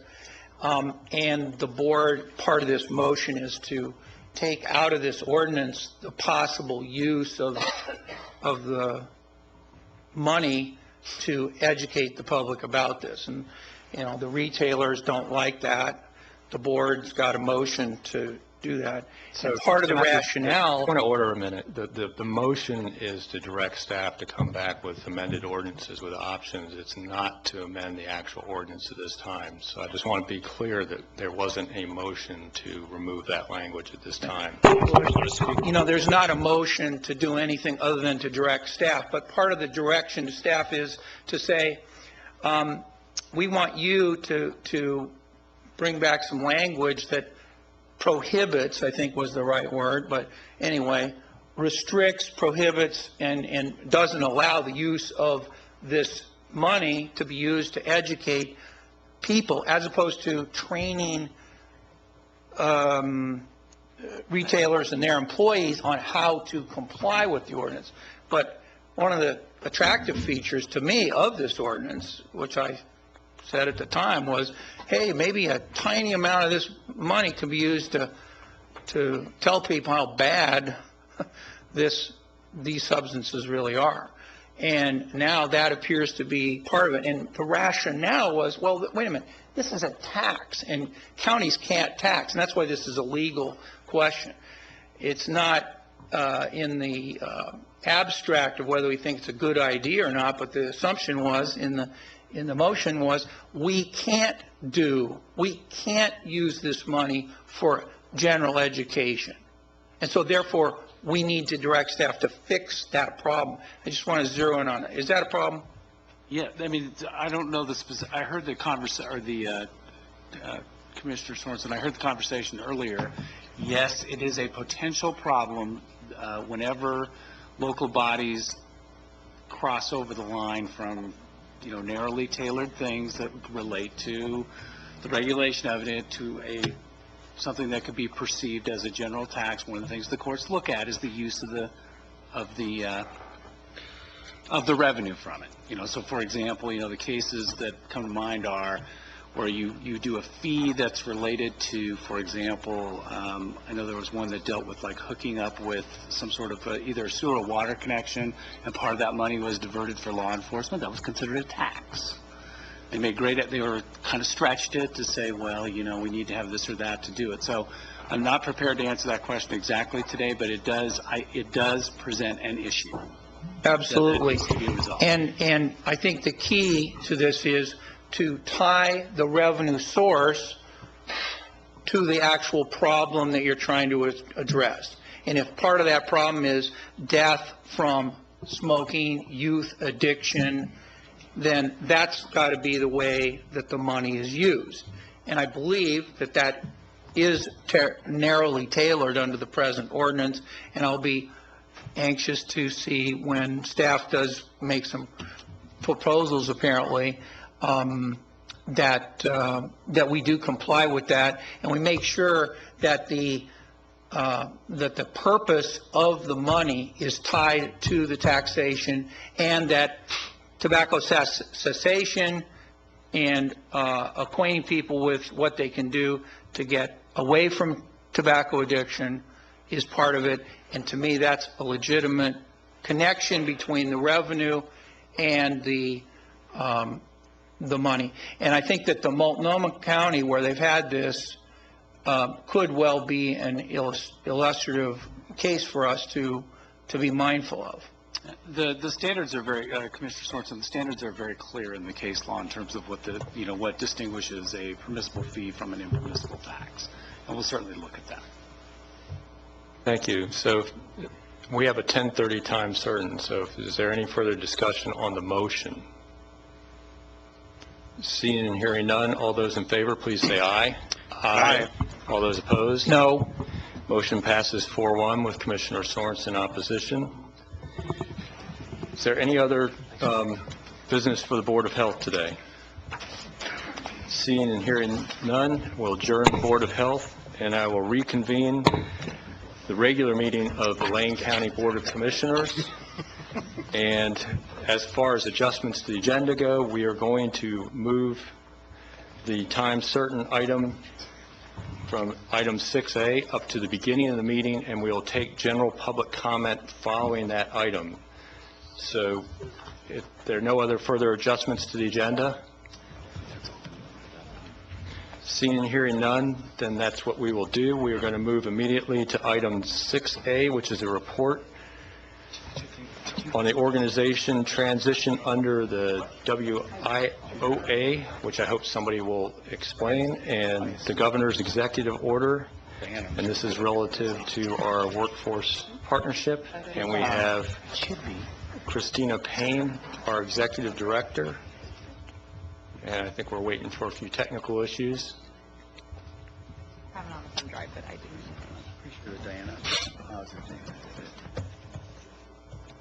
Is it one of the icons? Because I'm pretty. If you gave it to Diana, I'm positive she would load it. So. I have it on a thumb drive. I just don't know what your rules are about. Oh, yeah. When Thumb drives. Can Diana, can you hear us? If you could come down and tell us if you've loaded the presentation. So does somebody want to get Ms. Jones down here? To That's what I was just calling for. Yeah. She is. Yep. I was just saying it over the, making sure she heard. I'd like to believe it was my oral thing that brought her. Or just us all going, what the heck's going on? Yeah, or probably it was the panic that. Oh.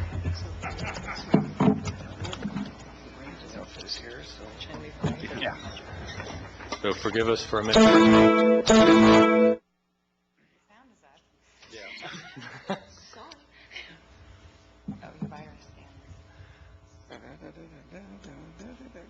Well, you can stop the virus scan if you want. Just click stop on that and close it up. So the signature is up on the Imagine virus written.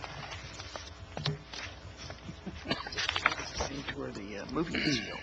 You're not bringing up virus. Something is just. I certainly hope not. Yeah. Well, so, yeah, by the time I was getting of age to have those concerts, Mom died. Yeah. By the way, Commissioner Farr, I once ran a 10 flat 100 one time. Did you really? Yeah, 100 yards though, not meters. That's impressive. I ran a 10-3, but it was part of the relay. So I got a running start. Oh, well, we cleared the room. Okay. Yep. Well, welcome, Christina, and I'll turn this over to you. All right. Thank you, Chair Bozovich, Commissioners. I was asked to come today to talk about the transition that Lane Workforce Partnership, the local workforce investment board, is going through. So I have a PowerPoint presentation that just gives the highlights, the background of the transition. So we first started to transition under the Governor's Executive Order 13-08, which called for local boards to become neutral, independent brokers of workforce services, purchasing services from those best to deliver the best possible results. I promise I won't read every slide. But this was important to us because as most of you know, we transitioned our service providing staff out of Lane Workforce Partnership into Health and Human Services, and we contract with Health and Human Services to provide those services in order to come into the first stages of coming into compliance with the executive order. So the next phase is for us to also transition completely out of Lane County and stand up on our own as a private nonprofit, and we're in that process as well. So then, as we were going through this transition under the executive order, we received a new law, finally. We've been under continuing resolution since 2005, and we had the President signed in July the Workforce Innovation and Opportunity Act, which calls for a redesign of the local boards, and it also calls for the chief elected officials to review and reconstitute and certify the new boards by July 1 of 2015.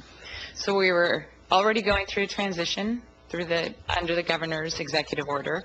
We have a new law, and so we've incorporated the new law into the transition work that we were already undertaking. There are structural requirements that were under the Workforce Investment Act and that continue to be under the Workforce Innovation and Opportunity Act. And those structural requirements are the chief elected official, the workforce board, and the fiscal agent. These are three areas that are really important in the foundation of how we operate and how we go forward and do our work. So the chief elected official can be a body of government that is basically liable for the funds that come into our county. And they designate the fiscal agent, and I'll talk more about the work of the fiscal agent. The fiscal agent has been Lane Workforce Partnership as a nonprofit. And they also appoint members to the local workforce board. And they must approve the local workforce plan. Under the Workforce Investment Act, we've had our chief elected officials also serve on the workforce board, and then they haven't been necessarily the body that's been appointing the members. They've served here with the cities separately and appointing members to the board, not together as an appointment body. So we're trying, as we go through this process, clarify roles. So the chief elected official currently is the chair designee of the Lane County Board of County Commissioners, a mayor-appointed local elected official from both the city of Springfield and Eugene, and it's done through an intergovernmental agreement. The proposed change would be all of the same members, plus adding Cottage Grove, Florence, and Junction City. And we used the criteria that cities would have at least 5,000 people in population and 500 business firms. And as you can see, Junction City barely makes the 500 business firms, but with the hospital there, we also have that if they have an economic impact on the community, that we see that they are also included in the chief elected official body. I've talked to the cities of Cottage Grove, Florence, and Junction City, and they are all very pleased that they are being considered for inclusion in this chief elected official body that will have influence in making proposals to who will serve on the workforce board. So today we have the chief elected officials that I mentioned serve on the workforce board. They are structurally joined as one entity, and so the future structure will have a distinctly designated chief elected official body, a distinctly designated workforce board with prescribed duties, and a distinctly designated fiscal agent. So the documents will clarify exact roles and responsibility of each entity. So I mentioned that the board makeup is changing as well under the law. Along the left, you'll see how it was made up under the Workforce Investment Act. On the right, you can see under the Workforce Innovation and Opportunity Act. The primary changes that affect us are the percentages. the business reps under WIA needed to maintain a majority of seats. Under WIOA, it's more prescriptive. It's a 51%. Labor reps must be 20%.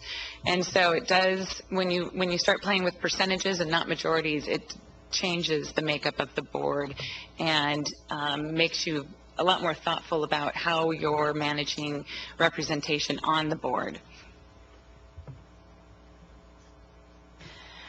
And so if you're wondering, what exactly will the Workforce Board do?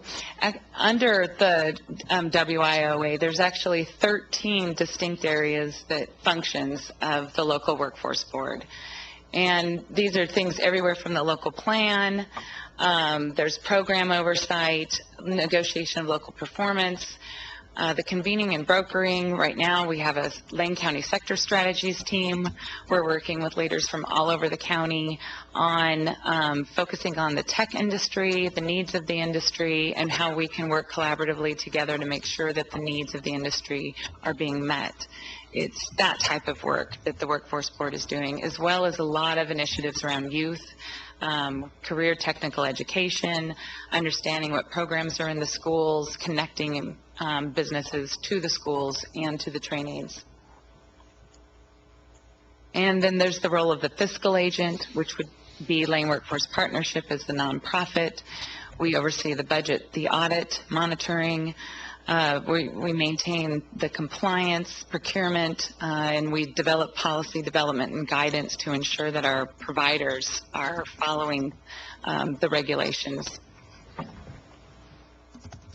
So this is it in a nutshell. Our future structure would be the local workforce council, which is the chief elected official, the Lane Workforce Partnership Board, which is appointed by the council, and then the Lane Workforce Partnership, which is the 501c3 nonprofit entity. And there is a picture on how this all works, and the PowerPoint usually doesn't show it very well, but I have the document in hand if you'd like it. Is that it? This is it. I don't know the approach process here. Staff. So any questions for Christina? Thank you. Commissioner Stewart. I don't have any questions because I'm the representative on the board, and so I got to see this multiple times and work through the process. Trust me, going through the process was not as easy as she presented it today to get to where we are, but I think she did a great job kind of explaining it and the reasoning. I still, as just a person that's involved, think there's a little bit of duplication, but unfortunately it's a federal requirement, so that's why we have, it seems to me like the chief elected board could also be the fiscal agent, but unfortunately that's not allowed under the law, so that's why we have the presentation. And I appreciate mostly the fact that the outreach to the small cities. I mean, it's really been Lane County and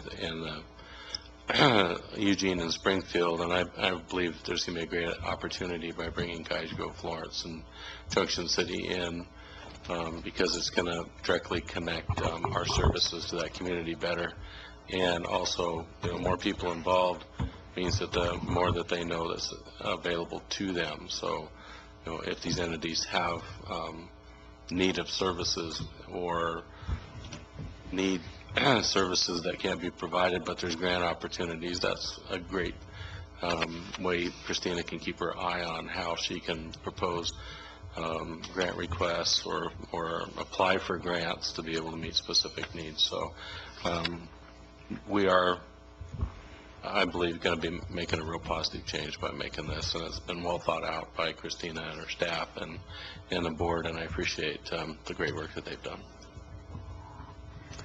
Thank you. Commissioner Blanken. Thank you, Mr. Chair.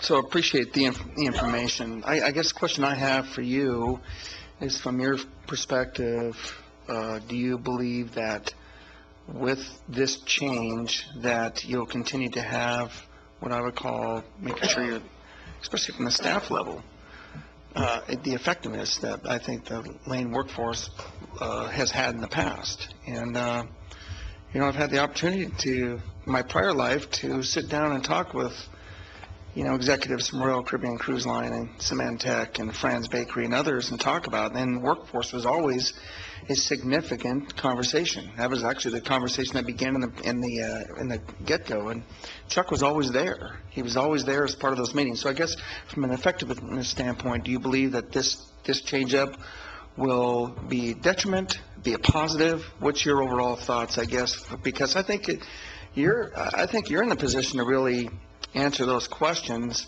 more than what a makeup of a new board or that type of thing would be. So just your general thoughts on that. Sure.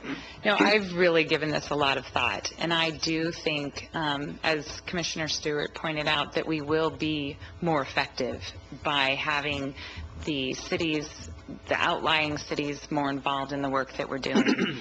And as far as my involvement, by having a better understanding of what the Workforce Board can do in areas outside of Eugene and Springfield, and having leaders in those communities connect to me, I can be at the meetings that they are calling as well, and not just the ones in Eugene and Springfield that we tend to hear about more often. If there's issues in our outlying communities, a company in a rural area that is possibly thinking about leaving because of workforce can have a huge impact on a small community. And so I do believe that as a workforce board, we'll be more effective under this structure. Very good. That's all I needed to know. Thank you. Commissioner Farr. Thank you, Mr. Chair.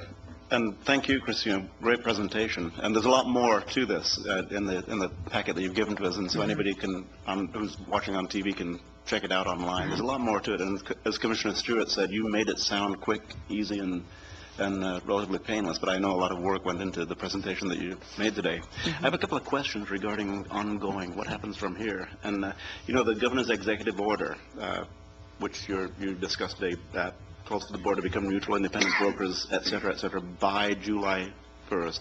You're on target. That's going to happen. Yes. But we have a different governor. So I'd like to get your feeling on that. Is the current governor is more or less on a honeymoon and hasn't changed very much from Governor Kitzhaber's plans in too many areas. Some things have been adjusted. But do you feel that we have the ongoing support of the existing governor, and is this something that we can continue to bank on? Yes, thank you, Commissioner Farr. That's a very good question. Actually, we had the current governor, Brown's workforce policy advisor come to our last board meeting, Alana Purtle-Guinea, and she reiterated that the governor's executive order is still in effect. Okay, and once again, it's relatively new in the governor's term, so we'll keep an eye on how things happen, not only on this, but on lots of different things. I was first on the SWIPIC board, South Willamette Private Industry Council board, in 1995, when Chuck was relatively new. Well, I think he'd been around for 100 years then, too, but a lot's happened since then, and what you're prescribing today, as Commissioner Lyken said, the workforce is one of the very first things that people consider when they're either locating a business here or continuing to operate their business here. And the work you do is just outstanding. I get to watch from the sidelines while Commissioner Stewart gets to sit in the stadium. And really, you have my 100% support. And, I often cheer for the locals. I cheer for the Ducks. I cheer for the Willamette Wolverines. And I also cheer for people from Avalon Village. Go Avalon Village.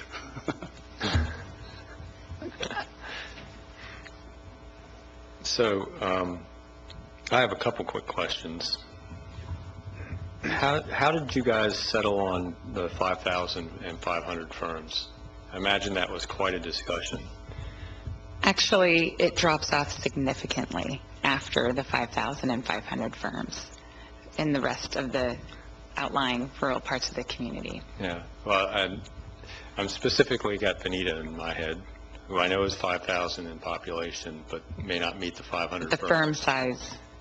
But has a significant workforce issue, and at least their largest employer in town is trying to expand and is workforce limited in their expansion in particular. So I was kind of curious how how that edge hit with Veneta, knowing they meet the population but may not meet the total number of ferns, but, they have an employer there that's, trying to get above 300 employees and is having difficulty filling those slots, and workforce is particularly an issue for them in Veneta.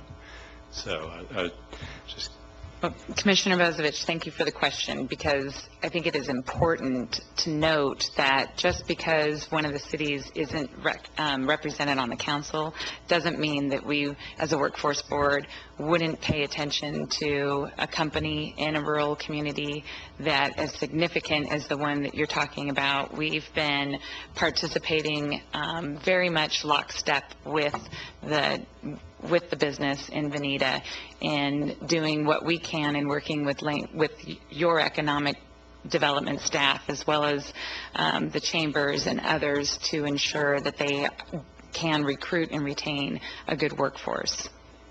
Great, yeah, and I'm aware of those efforts, by the way. Glenda's kept me posted on all that.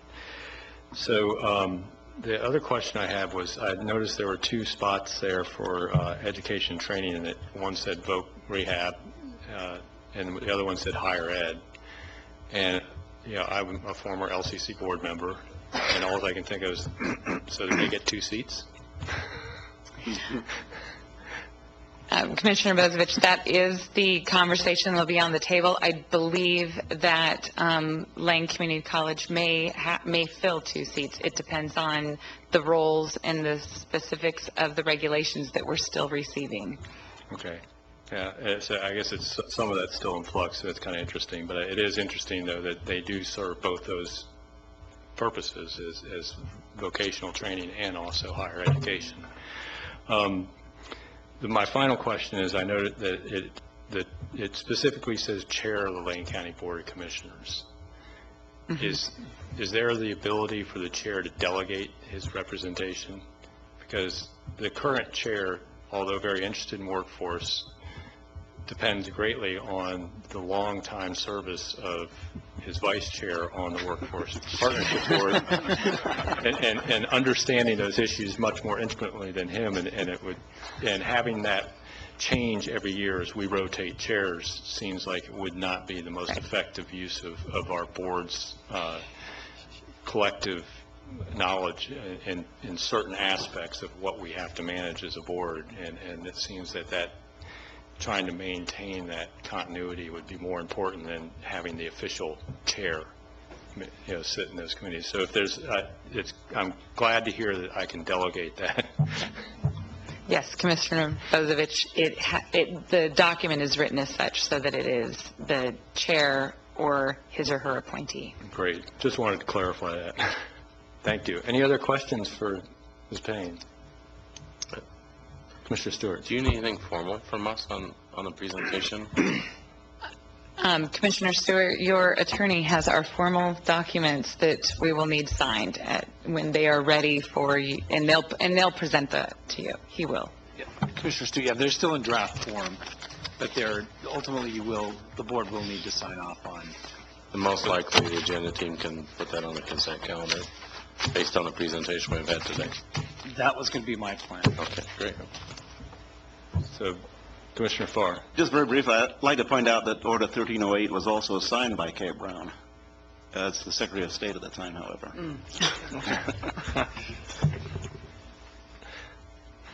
So if there are no further questions and no objections to that coming back as a consent item, thank you very much. Thank you, Commissioners.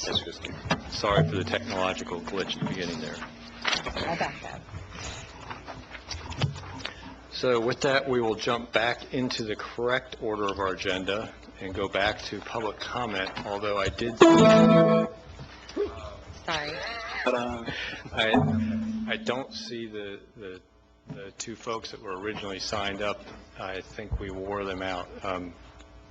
Mr. Chair, there were a couple individuals who wanted to speak. They stepped out for a moment, but it's my understanding they were going to come back and would like to provide testimony. So at the will of the board, if you'd like to move on and then come back to public comment when those folks come back.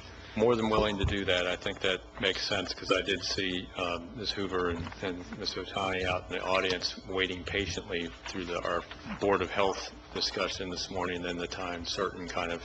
So we'll hold public comment for now, and when they return, I'll call public comment back into the agenda. So with that, do we also want to, I think we'll also suspend Commissioner's response to public comment until afterwards also. So moving on, was there any emergency business for today? No. So without any emergency business, we'll move on to the consent calendar.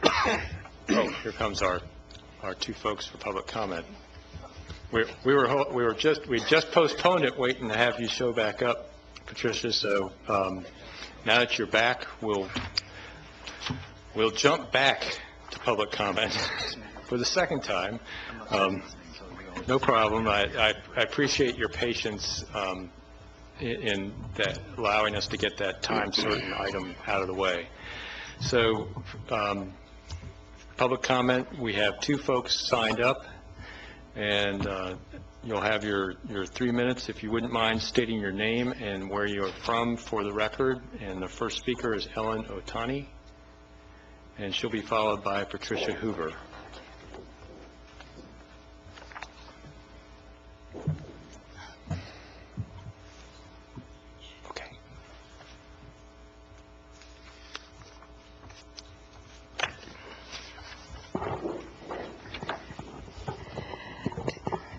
Good morning. My name is Ellen Otani, and I am here in response to the prior meeting where there was a report on the progress having been made by the Lane County Parks Large Event Task Force. What I have handed out to you is a list and a set of maps that I provided to the Large Event Task Force. I would like to thank you for your comments at the last meeting and your questions that were very thoughtful and considered the complexity of the situation. And so this is a list of other planning groups that have areas of concern that would involve the North Bottomlands of Beaufort Park, which is the area in question. And let's see, I think I gave away my copy. Do you have an extra copy? My notes disappeared. And I realized just last week that in addition to the Mount Pisgah area being a conservation opportunity area, in the same document, the Willamette River floodplain from the south, from the area south of Springfield is also a conservation area as designated by the Oregon Conservation Strategy.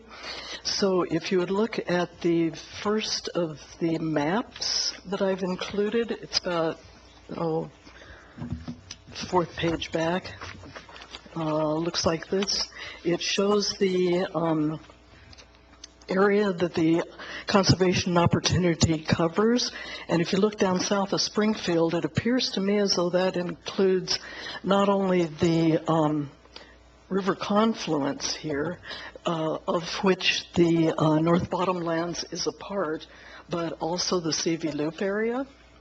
The other document, the next map, makes it clearer that there are several sloughs, the Berkshire Slough, the Oxley Slough, that go through the CV Loop area that are the reason for it to be included in the floodplain.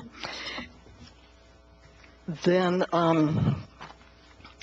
the other areas that have similar situations are the North Bottomlands. And you can see from the larger map that the Thompson Slough starts about where the tree is and goes northwest, crosses the boundary of the Beaufort Park into the Nature Conservancy property, and then heads on north to the area where the Nature Conservancy is in the process of opening up these, the old gravel pits to be connected into the river. So it becomes a very complex situation trying to determine what happens with the North Bottomlands, because at some point that could be a gateway to the Nature Conservancy. 5 years from now, they will be finished doing their work. Their planning is including planning for, they're getting together with the state and the folks who are planning for Turtle Flats.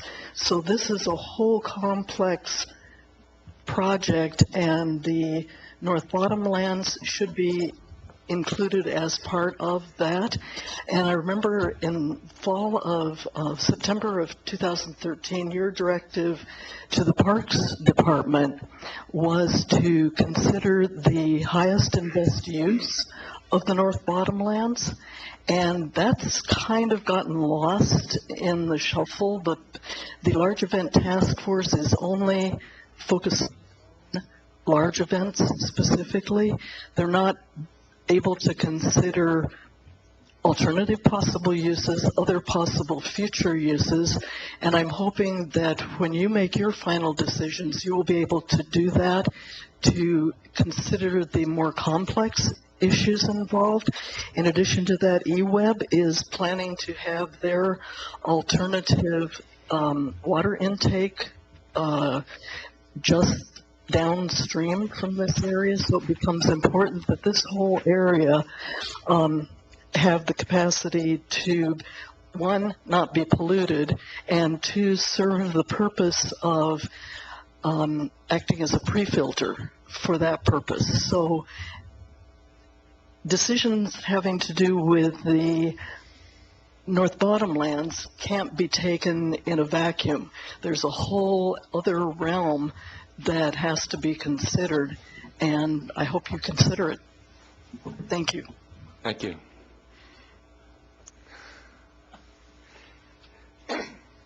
Patricia? You're waiting for me. I'm not sure I need this. My name is Pat Hoover. I live in Eugene. Some of you know me as the chairwoman of the Parks Advisory Committee. I want to, first of all, Chairman Bozovich and commissioners, I want to single out Commissioner Sorensen. He spent a great deal of time with me a couple of weeks ago talking about some of my concerns about the Parks Committee work. And then Commissioner Lyken, who is the liaison from you to us, was kind enough to come to a work session we had last night. This is kind of a report and kind of a question. My committee is 7 of us who are lay citizen volunteers working extremely hard on your parks master plan, which is being done right now to inform the work of parks for the next 20 years. I see it, and my committee sees it, as a very important document, an instrumental document. It will become state statuted as a land use document. It's, at this point, 300 pages long. We are working extra hours on our own, at home, extra meetings. We're really working hard. I personally have park users and what would be your constituents asking me, why is Parks pushing this process so incredibly fast? It's so aggressive. History shows that municipalities, state and federal governments do their master planning within usually a 2-year period. Eugene Parks is doing theirs right now in a 2-year period. 18 months is maybe as skinny as it gets. And we got this document and started working in January, and we are being asked to do review and revision and review and revision and get this ready for the public by June 1. And it's just an almost absolute physical impossibility with what he's looked at and reviewed and gone over. And Commissioner Lyken was there last night and heard our frustration about being pushed so hard. My question is that push coming from Mr. Mokahiski, or is it from you commissioners? Who is saying to Parks, you have to get this done now? That's my question. I'm really curious about that, and I need to be able to tell the people that are asking me, what's going on? This is so rushed. Can Thank that you. be addressed? Yeah. Well, our next item is Commissioner's response to public comment and remonstrance, so I think it may be addressed at that time. Okay. So, thank you very much. Thank you. So, moving on to Commissioner's response to public comments and remonstrance, Commissioner Sorensen. Thank you very much, and thank you, Ms. Hoover, Ms. Otani, for all the, thousands of hours you put into protecting our parks and providing valuable perspective and feedback and your volunteer service involving these more present issues.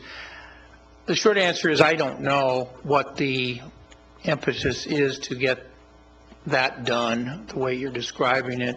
I don't believe it's coming from the board, but that may not be true, and I think that that park staff or Mr. Mokahiski or someone in between could tell us. I guess I don't see the need for the urgency, and I actually see maybe a need to have the other thing finish up first and have that be something that Parks Advisory Committee considers as it does its work. But that's just my point of view, and appropriate time we'll ask Mr. Mokahiski to give his perspective on it. Commissioner Lyken. Thank you, Mr. Chair. So I did attend the meeting last night, and I think the thing I noticed immediately was not just the sense of frustration come from Chair Hoover, but I think the members as a whole. And I think kind of asking that same question about the timeline issue. So I got a copy of the timeline, and it does seem fairly quick because you're talking about a master plan for entire parks. You're talking about a 20-year vision in a sense. And so I haven't had a chance to sit down and talk with Mike Russell about this at this point in time, but I think it would be worth just a little exploring that conversation. And as the liaison to the to parks, I'm more than happy to kind of take care of that unless the board wants to invite Mike to provide more of an update. I mean, that's really part of it. But one of the things that was brought to the forefront last night is the fact that we're going through this large event task force.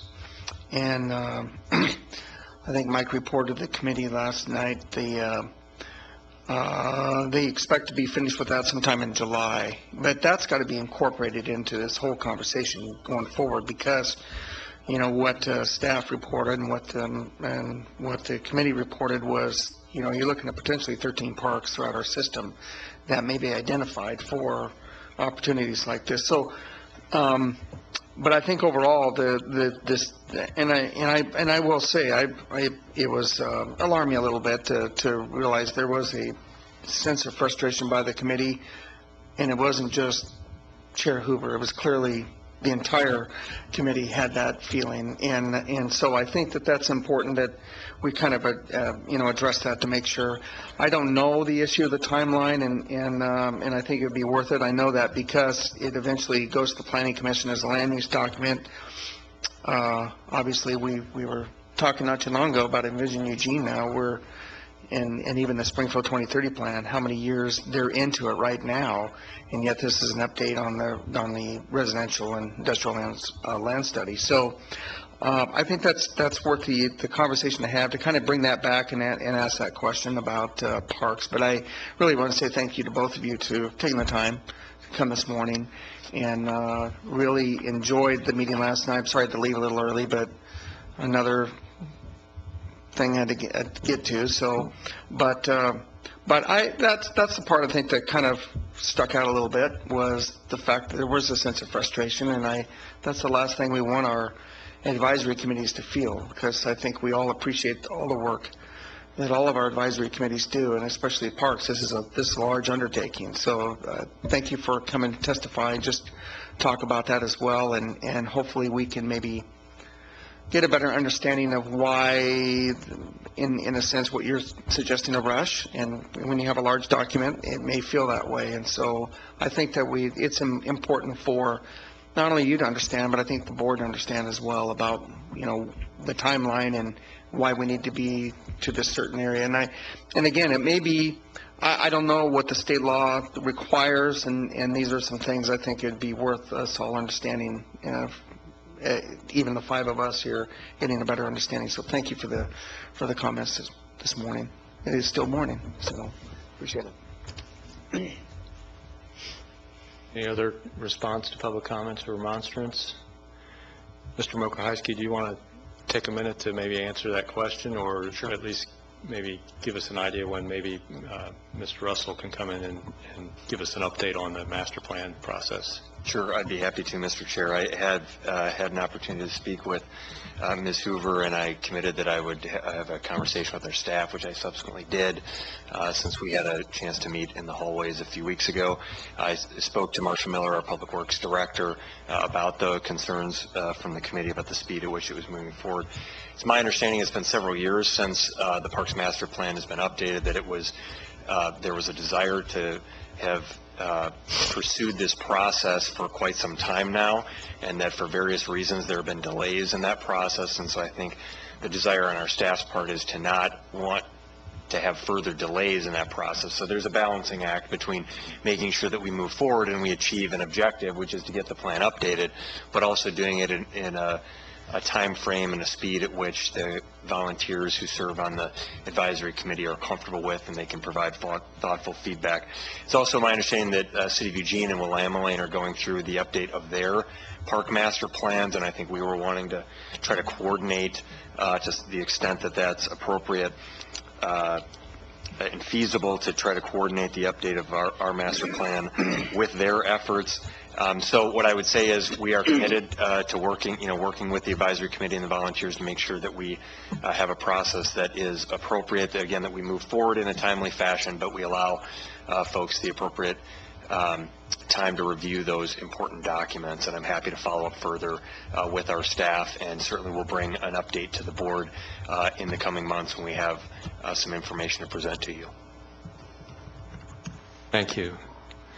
And I just want to thank you all again for your patience in waiting through both the Board of Health and our time certain to address us. And I appreciate your service on our advisory committee.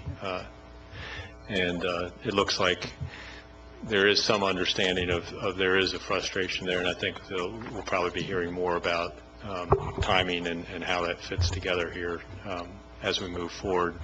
I will say that the advisory committee's portion of the master plan adoption process is just the first step, and when you start talking about how they take 2 years usually, that includes usually planning commission, board adoption, and everything else. So if it takes you all 6 months to 12 months or whatever it takes, that's just the start of that, the front end of that process. So but I'm hoping we can slow it down enough that you at least don't feel frustrated and rushed, because it is a 20-year document.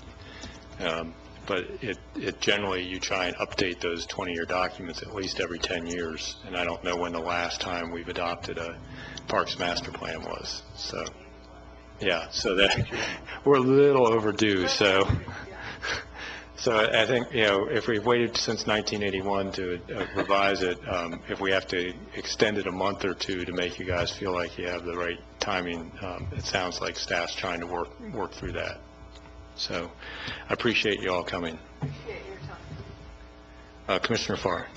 Thank you. And Ms. Mokohiski, I'd like to point out that this kind of ramps up a discussion that we've had regarding the relevance of our advisory committees and the work that they do, and making certain that we do everything that we can do for the future to make sure that they feel relevant, in fact are relevant to the planning processes that the board adopts and the planning process that we go through, whether it be the Animal Advisory Committee, the Parks, Roads Advisory, the other advisory committees that we have, need to feel like their time is being well spent. Thank you. Any further comments or remonstrance? And then moving on, we already dealt with emergency business, so we're moving to the consent calendar. And these are items that are considered to be routine by the Board of Commissioners and be enacted in one motion in the form listed below. And if there won't be any separate discussion of these items, nothing was pulled from the consent calendar. If folks want to see what we're voting on here, they can go to lanecounty.org and click on Commissioner Meeting Agendas and go to this agenda, and then they can do view material for each specific item to see what we're voting on. So with that, is there a motion to approve the consent calendar? Move approval. Second. Been moved and seconded. All those in favor of approving the consent calendar, please say aye. Aye. Any opposed? Passes unanimously. And we've already dealt with the time certain 6A, which moves us on to item 7A, County Administration Announcements. Mr. Mokrzycki. Thank you, Mr. Chair and Commissioners. Just a couple things. Commissioner Bozevich and I had an opportunity the better part of the day on Friday to be in Florence, and that wrapped up, I believe, our outreach throughout Lane County on in ensuring that we provide factual information on to voters throughout the county on the proposed vehicle registration fee. We had a chance to meet with the new mayor and the new city manager in Florence, and continue the positive working relationship we have there, and we're excited to work with the new leadership team that they have in Florence. And then we spoke at the Florence City Club Friday afternoon and had a good discussion about the vehicle registration fee and answered questions. And I want to just acknowledge the work that all 5 commissioners have done over the past several months in making sure that we get out to this huge county, 4,700 plus square miles, and to all of the 12 incorporated cities and all of the communities throughout Lane County, and make sure that we reach all of our residents and voters and that they have the facts at their disposal to understand this important issue before they cast their vote. It takes a lot of time, certainly, for commissioners and for all of our staff to get around, but each of you and our staff have been involved in different ways in engaging with folks throughout the community. So I want to thank you for your time and effort that all of you have put in to that work. And I also want to update on another issue that is part of the board's strategic plan. I'll hold up now what hopefully is becoming familiar, at least visually, to folks. Our one-page strategic plan, this very colorful, it's an easy-to-read document that you can find online. And one of the objectives that the board has identified under Vibrant Communities is ensure equity and access. And we have 2 goals under 2 actions that are identified under ensure equity and access: to partner with community organizations to create openness and engagement, and that it continue to enhance Lane County's equity work with employees throughout the organization. And so I just wanted to give you a brief update on that. We continue the work that we have done for quite some time internal to our organization to promote equity, inclusion, diversity in Lane County. We have equity summits twice a year. I think I reported to the board on an outstanding summit we had a few years ago with a professor from the law school at the U of O on implicit bias. We have goals that we've established from our Equity and Education Committee, and so we're doing trainings for employees. We're doing diversity lunches. We do these twice a year equity summits. Our human resource staff is focused on making sure that we have recruitment processes that are open and accessible for all of our people to compete for positions in our organization. But we also recognize that we have some opportunities to better engage with the community at large. And so I've been working with George Russell and with a number of other folks in our organization to reach out and partner with different stakeholders in the community. Last week on April 30th, we had a meeting with, I want to say it was 20 or 25 individuals in the community that came and had a discussion with us. Commissioner Farr was able to attend that meeting. We had a number of our leaders and staff in Lane County that were there as well, representatives from the NAACP and LULAC and other organizations throughout Lane County. And we had a really good discussion for about an hour and a half, but it wasn't as much time as we needed. We talked and we heard about different ideas where there are gaps in services and opportunities to improve equity and diversity and human rights in Lane County's role on that front there. Some people feel like Lane County needs to reestablish some kind of body and dedicate staff to that effort. Other people disagree with that and contend that we don't quite have the resources necessary to engage in that type of effort, and that might not be the sole solution for us. So there was a lot of dialogue there. We committed to schedule a follow-up meeting on May 20th. So we're going to bring that group back, and we're continuing to sort of expand the scope of the folks that we're engaging in that conversation. I wanted to just report that to you to let you know that we continue this work. We think it's really important, and we hope that something positive, we're committed to something positive and progressive coming out of those discussions. We don't know exactly what that's going to look like as of yet, but I just wanted to give you an update. Certainly Commissioner Farr can feel free to add anything from his experience in that meeting that we had. Thank you, and I was going to mention this during our announcements, but I'll forego announcements and just mention that it was a very productive meeting. I think I first brought this up 2 years ago. Commissioner Sorensen and I talked about it prior to your joining us, and you've been very active and very proactive and forward-moving in looking at the human rights issue, whether it be a committee, a task force, whatever it may be. Looking at the county, Mr. Mokrajewski, internally, you look inside the organization very well, and you point out a number of ways that we strive for equity inside of the organization. And a large part of the discussion on April 30th was, what do we do outside of the organization? What do we need to do, if anything? And it was a large group of people. There were 20 people there, and I'd like to just call out very quickly: Carmen Abina, Greg Rickoff, Phil Carrasco, Sarah Chinsky, George Russell, Michael Kinnison, Marshall Peter, Emilio Hernandez, Linda Hamilton, Herman Thomas, Eric Richardson, Alicia Hayes, Michael Kerrigan, Mo Young, Erin Rollin, Marsha Edwards, Marsha Miller. You and I were there, and including the facilitator, who did a very good job of containing us. And we have a follow-up meeting that we have planned. I look forward to making a good report on this, and whatever we do for the future, I'd like to commend you, Mr. Mokrajewski, on being future-looking on this and forward-looking on how can we as a county provide an example to other organizations, both private, public, and nonprofit within our community. How can we be a leader in providing the equity and the accessibility, and very importantly, the access to open positions and leadership roles for the next generation of people as they move through Lane County and through their education. I think it's very important that we continue this work, Mr. Mokrajewski, and I want to thank you for doing it, and really commend you and the 20 people who were there the other night. It was a nice night. We could have all been doing something different, but we were in there. Thank you. And so we will continue that work, Mr. Chair and Commissioners, and we'll continue to report back to you, and our hope is over the next couple months that we're able to formulate.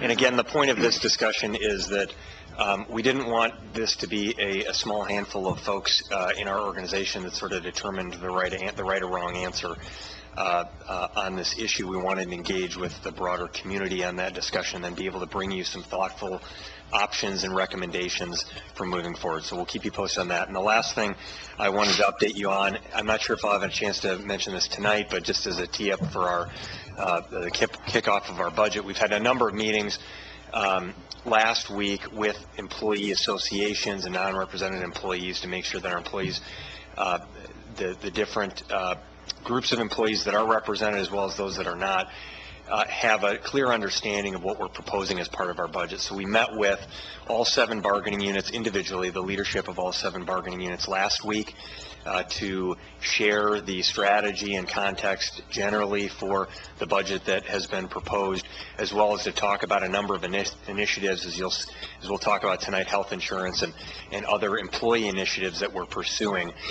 We met with all 7 bargaining units to have that discussion individually last week, and then we had a series of 2 meetings last week at different department locations with non-represented employees. We have another 2 meetings coming up, I believe, next week, later this week or next week, with additional non-represented employees at different locations. So we're just wanting to make sure that our employees have good access, the opportunity to gain good access to the information behind the budget and the things that we're going to be pursuing, because much of the work that we are proposing in the budget is going to require collaboration, both with our residents and with our employees as we go forward.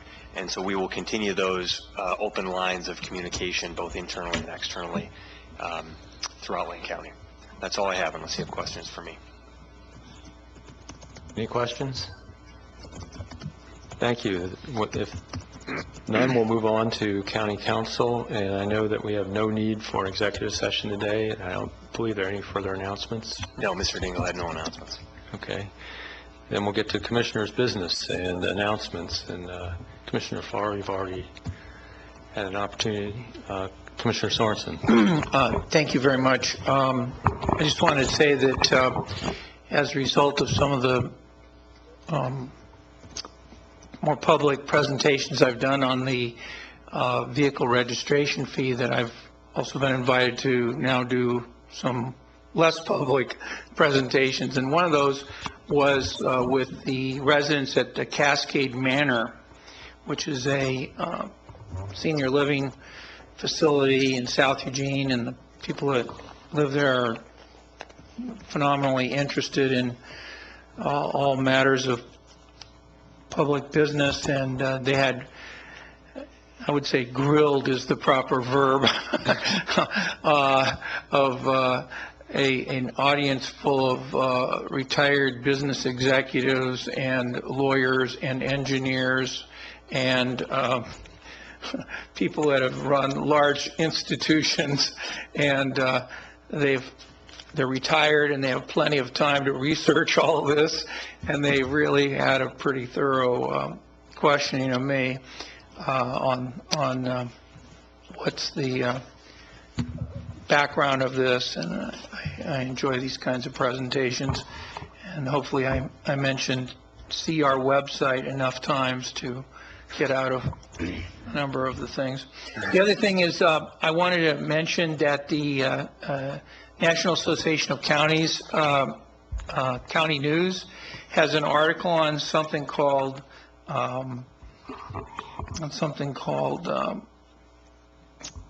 the campaign to keep the mentally ill out of jail, and they are calling it Stepping Up. The American Psychiatric Foundation and the Council of State Governments Justice Center, as well as NACO, are part of this, and it's the idea to reduce the number of people with mental illnesses in jails. And I know that as a result of mentioning this to some people around here, that number one, we're going to get some component of this added to our board work session on mental health that we committed to earlier this year, and also that Sebastian Tapia and others from the county have participated in the webinar, or at least information exchange about this topic, and we'll be getting more information in our county government about it. But I think it's really worthwhile mentioning that NACO, the National Association of Counties, is identifying this as a big issue. They say currently 2 million people with mental illnesses are in jails in the United States. That's a big number, and we have that same issue in our own community.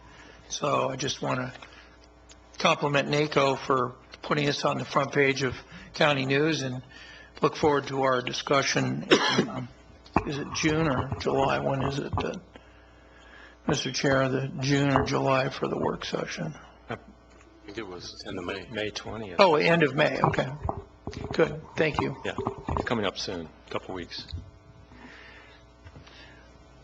Just very briefly, and I forewent my discussion regarding human rights, but we continue to work on Envision Eugene. It's an ongoing process, and as Commissioner Lycan mentioned earlier, it is going on and on. I say it's an ongoing process. It's more of an on and on and on, an ongoing process. That which is regarding the necessary upcoming expansion of the Eugene urban growth boundary. And the discussion right now is regarding residential, more specifically R1 residential, single-family residential.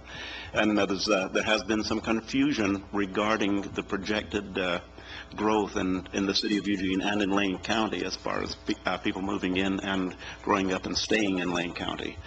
Portland State's numbers have been up and down, and we're kind of waiting for a solidification or a settling of what those numbers actually are. Fact is, Eugene and Lane County are growing, and at some point when the city of Eugene is ready to recommend or ask for adjustments to the open growth boundary for industrial and residential, probably very little if any for commercial, when the time comes, we will be kind of the backstop for the request. It comes to the county commission to approve or deny the request or to recommend changes to the request. And so upcoming, we're looking at residential. R1 residential is very important right now. The city of Eugene is proposing that a whole lot more R1 residential be shoehorned, placed in South Eugene, and that based upon that, potentially the single lots, double lots, etc., that would be introduced into South Eugene neighborhoods, instead of expanding the urban growth boundary to accommodate R1 residential, put the R1 residential into South Eugene. That's the discussion that's underway right now, and it's the last word on the table is that we don't need to expand the urban growth boundary to R1 residential, that it's all going to be accommodated predominantly in a reevaluation of land that is available in South Eugene. So if you live in South Eugene, keep an eye on the ball because it's coming your way. Thank you. Any other announcements? Commissioner Stewart. I just wanted to say thank you to the board. Saturday, I had the great pleasure to go to Oak Ridge and attend the parade for the tree planting festival, and the grand marshal of the parade was Lloyd Henson, who each of you signed just a brief thank you for his service as a war veteran and a prisoner of war. In fact, he was prisoner of war for 2 years. I was able to present that to him in the, I believe, the Legion Hall. It was jam-packed, and it was greatly appreciated. He really, Lloyd appreciated it, and also the packed room full of veterans who came up there to share that special day with him. So thank you for partaking and allowing me to give that presentation. It was very meaningful. Thank you. Any other announcements? Seeing and hearing none, we'll move on to agenda team requests and work session requests. And I'd like to note that we originally had a work session request to have Travel Lane come back.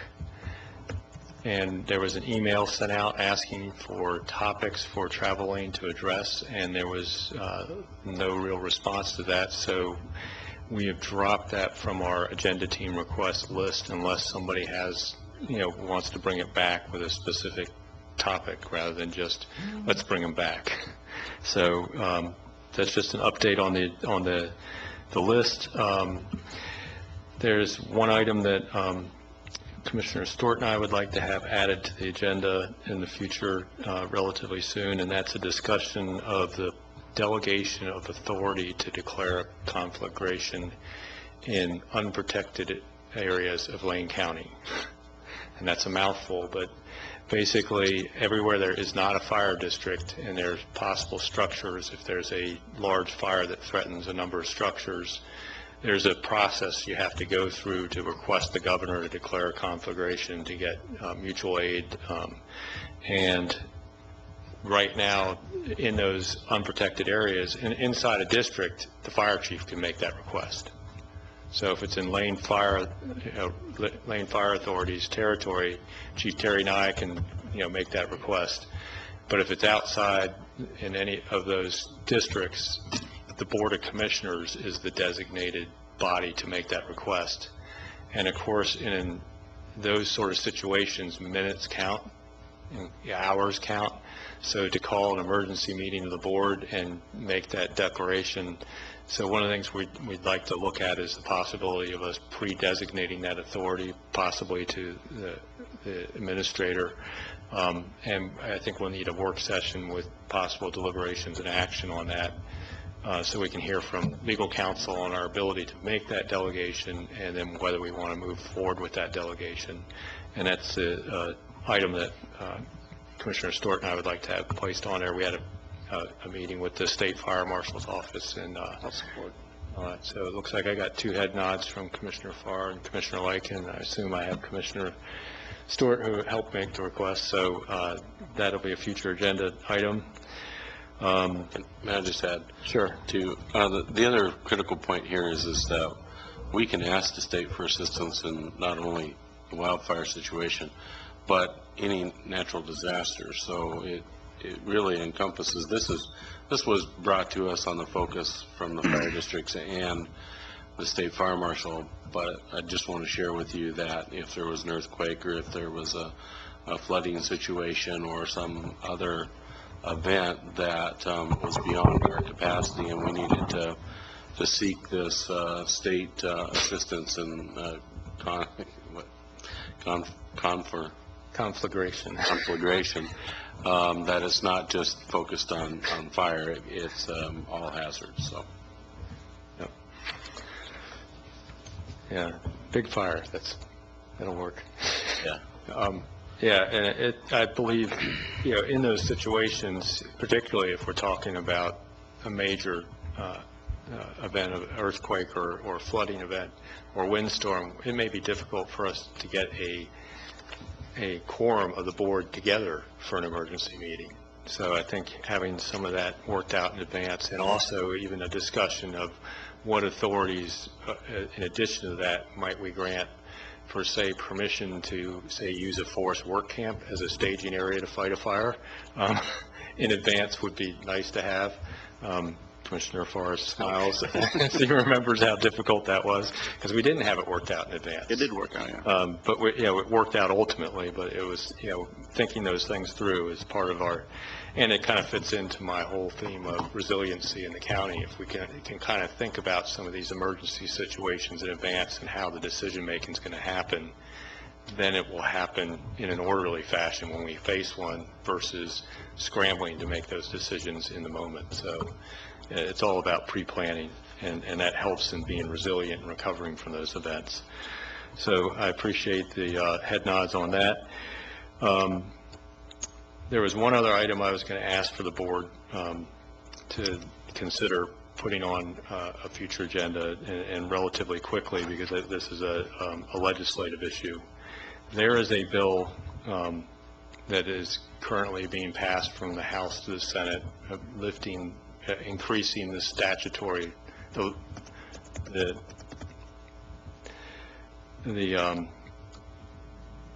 length of time basically you have to prosecute somebody for rape in the state.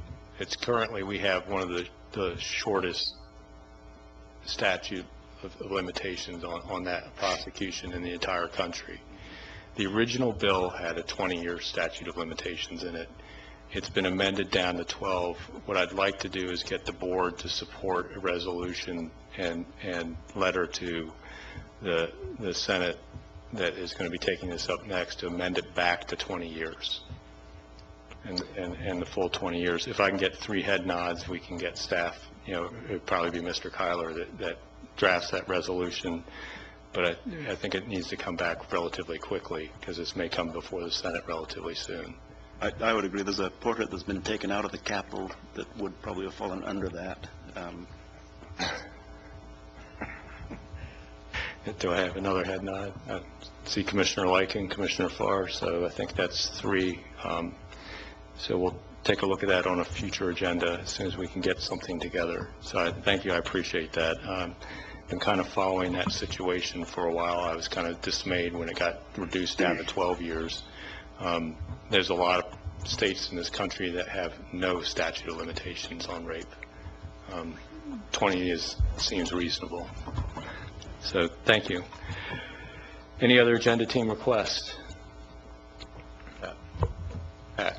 I've not fully formed this yet, so I'm not going to ask the head nod right now, but Ms. Mokrahysky, over the weekend, we had an issue on county-owned property where the sleeps camp was established. And the question came up during the process is, where do we have county-owned property, and what responsibility do we have over our property inside, outside the urban growth boundary, whatever it may be. And what I'd like to do at some point in the future, I'll not ask for a head nod right now because it's not fully developed, is a work session on where does county property lie, both inside and outside of urban growth boundaries. How is that property being used, and what is the future, what are the future plans for the property? It would include, for instance, the forest work camp and the strip of land that's in Bethel, which formerly was going to be an overpass over Beltline Road, which the overpass was relocated, but we still own the property. Do we need to own the property? And what is our responsibility on that property? So no head nods right now, but Okay. That's on the horizon. When you figure out, okay, thank you. So if there's no further agenda team requests and there's no need for executive session, I'm going to recess this meeting until 1:30 when we'll reconvene, and we have a couple public hearings. So we are now in recess.